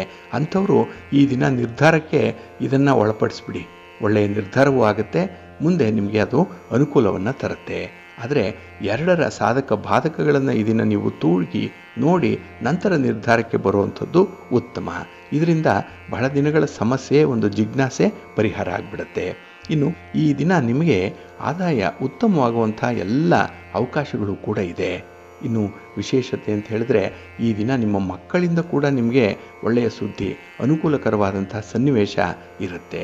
ಮಕ್ಕಳಿಲ್ಲದಂಥವರು ಮತ್ತು ಅವಿವಾಹಿತರು ಈ ದಿನ ನಿಮ್ಮ ಬಗ್ಗೆನೇ ನೀವು ಒಂದು ಒಳ್ಳೆಯ ಸುದ್ದಿಯನ್ನು ಕೇಳುವಂಥ ಸಾಧ್ಯತೆ ಇರುತ್ತೆ. ಹಾಗಾಗಿ ಈ ದಿನ ನೀವು ಬಹಳಷ್ಟು ದಿನಗಳ ಕಾಲ ನೆನಪಿನಲ್ಲಿ ಇಟ್ಟುಕೊಳ್ಳುವಂಥ ಒಂದು ದಿನ ಆಗುತ್ತೆ. ಹಾಗಾಗಿ ಪ್ರಯತ್ನ ಪಾಸಿಟಿವ್ ಆಗಿರಲಿ, ಫಲಿತಾಂಶ ಕೂಡ ಅಷ್ಟೇ ಪಾಸಿಟಿವ್ ಆಗಿ ಬರುತ್ತೆ, ಒಳ್ಳೆಯದಾಗುತ್ತೆ. ನಿಮ್ಮ ಮನೆ ದೇವರನ್ನು ಸ್ಮರಣೆ ಮಾಡ್ತಾ ಇರಿ. ಹಾಗೆ ಭಕ್ತಿಯಿಂದ ಈ ದಿನ ಶ್ರೀರಾಮ ರಕ್ಷಾ ಸ್ತೋತ್ರವನ್ನು ಹೇಳ್ಕೊಳ್ಳಿ. ರಾಮನಾಮ ಜಪ ಮಾಡಿ ಈ ದಿನ ಅಶ್ವತ್ಥ ವೃಕ್ಷ ಪ್ರದಕ್ಷಿಣೆ ಮಾಡಿ, ಒಳ್ಳೆಯದಾಗುತ್ತೆ. ನಿಮ್ಮ ಅದೃಷ್ಟದ ಬಣ್ಣ ನೇರಳೆ, ಅದೃಷ್ಟದ ದಿಕ್ಕು ಈಶಾನ್ಯ ದಿಕ್ಕು, ಅದೃಷ್ಟ ಸಂಖ್ಯೆ 1. ಕುಂಭರಾಶಿಯವರಿಗೆ ಈ ದಿನ ಮಿಶ್ರ ಫಲಗಳಿರುವಂಥ ದಿನ. ಏಕೆಂದರೆ ಈ ದಿನ ಚಂದ್ರ ನಿಮಗೆ ವ್ಯಯಸ್ಥಾನದಲ್ಲಿದ್ದಾನೆ. 12ನೇ ಮನೆಯಲ್ಲಿ ಚಂದ್ರ ಅಂದರೆ ಮನಸ್ಸಿಗೆ ಏನೋ ಒಂದು ಕಳವಳ ಇದೆ, ಏನೋ ಒಂದು ಒತ್ತಡ ಇದೆ, ಹೇಳಿಕೊಳ್ಳಲಾಗದಂಥ ಒಂದು ಪರಿಸ್ಥಿತಿ, ಹಾಗೆ ಹೇಳಲಿಕ್ಕೂ ಕೂಡ ನಿಮಗೆ ಗೊತ್ತಾಗಲ್ಲ ಅನ್ನುವಂಥ ಪರಿಸ್ಥಿತಿ ಕೂಡ ಇರುತ್ತೆ.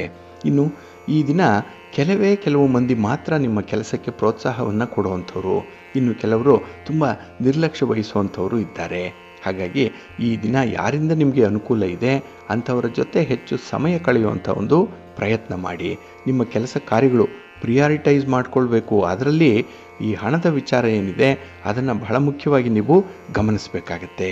ಇನ್ನು ಯಾವುದೇ ವಿಚಾರದಲ್ಲೂ ಕೂಡ ಅತಿಯಾಗಿ ಯೋಚನೆ ಮಾಡುವಂಥದ್ದು, ಅತಿಯಾಗಿ ಒಂದೇ ವಿಚಾರದಲ್ಲಿ ಸಮಯ ಕಳೆಯುವಂಥದ್ದನ್ನು ಮಾಡಬೇಡಿ. ಇದು ನಿಮ್ಮ ದಕ್ಷತೆಯ ಮೇಲೆ, ನಿಮ್ಮ ಒಂದು ಮ್ಯಾನೇಜರಿಯಲ್ ಸ್ಕಿಲ್ ಮೇಲೆ ಒಂದು ರೀತಿಯ ಪರಿಣಾಮವನ್ನು ಉಂಟು ಮಾಡುವಂಥದ್ದಿದೆ. ಹಾಗಾಗಿ ಒಂದು ಕೆಲಸ, ಒಂದು ಕಚೇರಿ ಅಥವಾ ಒಂದು ಉದ್ಯೋಗ, ಒಂದು ವ್ಯಾಪಾರ ಅಂದರೆ ಬಹಳಷ್ಟು ಕೆಲಸ ಕಾರ್ಯಗಳು, ಜವಾಬ್ದಾರಿಗಳಿರುತ್ತೆ, ವಿಭಿನ್ನ ರೀತಿಯಲ್ಲಿರುತ್ತೆ, ವಿಚಿತ್ರವಾಗಿರುತ್ತೆ. ಹಾಗಾಗಿ ಈ ದಿನ ನಿಮ್ಮ ಶ್ರಮ, ನಿಮ್ಮ ಸಮಯ ಎರಡನ್ನೂ ಕೂಡ ಸಮತೋಲನದಲ್ಲಿ ವಿನಿಯೋಗ ಮಾಡಿ, ಈಕ್ವಲ್ ಡಿಸ್ಟ್ರಿಬ್ಯೂಷನ್ ಮಾಡಿ, ಒಳ್ಳೆಯ ಫಲಿತಾಂಶ ನಿಮಗೆ ಸಿಕ್ಕತ್ತೆ. ಇನ್ನು ಈ ದಿನ ಸ್ತ್ರೀ ವರ್ಗದವರಿಂದ ನಿಮಗೆ ಸ್ವಲ್ಪ ತೊಂದರೆಗಳು ಉಂಟಾಗುವಂಥದ್ದು ಕೂಡ ಇದೆ. ಅದು ಮನೆಯ ಒಳಗೋ ಮನೆಯ ಹೊರಗೋ ಈ ದಿನ ಸ್ತ್ರೀಯರ ವಿಚಾರದಲ್ಲಿ ನೀವು ಈ ದಿನ ತೆಗೆದುಕೊಳ್ಳುವಂಥ ನಿರ್ಧಾರ ಏನಿದೆ, ಆಡುವ ಮಾತೇನಿದೆ, ಅದು ಅನರ್ಥವನ್ನು ತರುತ್ತೆ. ಸ್ವಲ್ಪ ಜಾಗ್ರತೆ. ಇನ್ನು ಈ ದಿನ ನಿಮ್ಮ ಕಾರ್ಯಕ್ಷೇತ್ರಕ್ಕೆ ನಿಮ್ಮ ಒಂದು ಸಾಮರ್ಥ್ಯ ಏನು, ನಿಮ್ಮ ಕರ್ತೃತ್ವ ಏನು, ಅದನ್ನು ತೋರಿಸಲಿಕ್ಕೆ ಒಳ್ಳೆಯ ಅವಕಾಶ ಈ ದಿನ ಇದೆ. ಅದರ ಕಡೆ ಗಮನ ಕೊಡಿ. ಈ ದಿನ ಒಳ್ಳೆಯ ಸಾಧನೆ ಮಾಡ್ತೀರಿ. ಹಾಗೆ ಮುಂದೆ ನಿಮಗೆ ಆಗಬೇಕಾಗಿರುವಂಥ ಕೆಲವೊಂದು ಸೌಲಭ್ಯಗಳು, ಅನುಕೂಲತೆಗಳು, ಅದರ ಬಗ್ಗೆ ಕೂಡ ಚರ್ಚೆ ಮಾಡಿ. ಸಂಬಂಧಪಟ್ಟವರ ಜೊತೆ ಒಳ್ಳೆಯ ಫಲ ನಿಮಗೆ ಸಿಕ್ಕತ್ತೆ. ನಿಮ್ಮ ಇಷ್ಟ ದೇವರನ್ನು ಆರಾಧನೆ ಮಾಡಿ.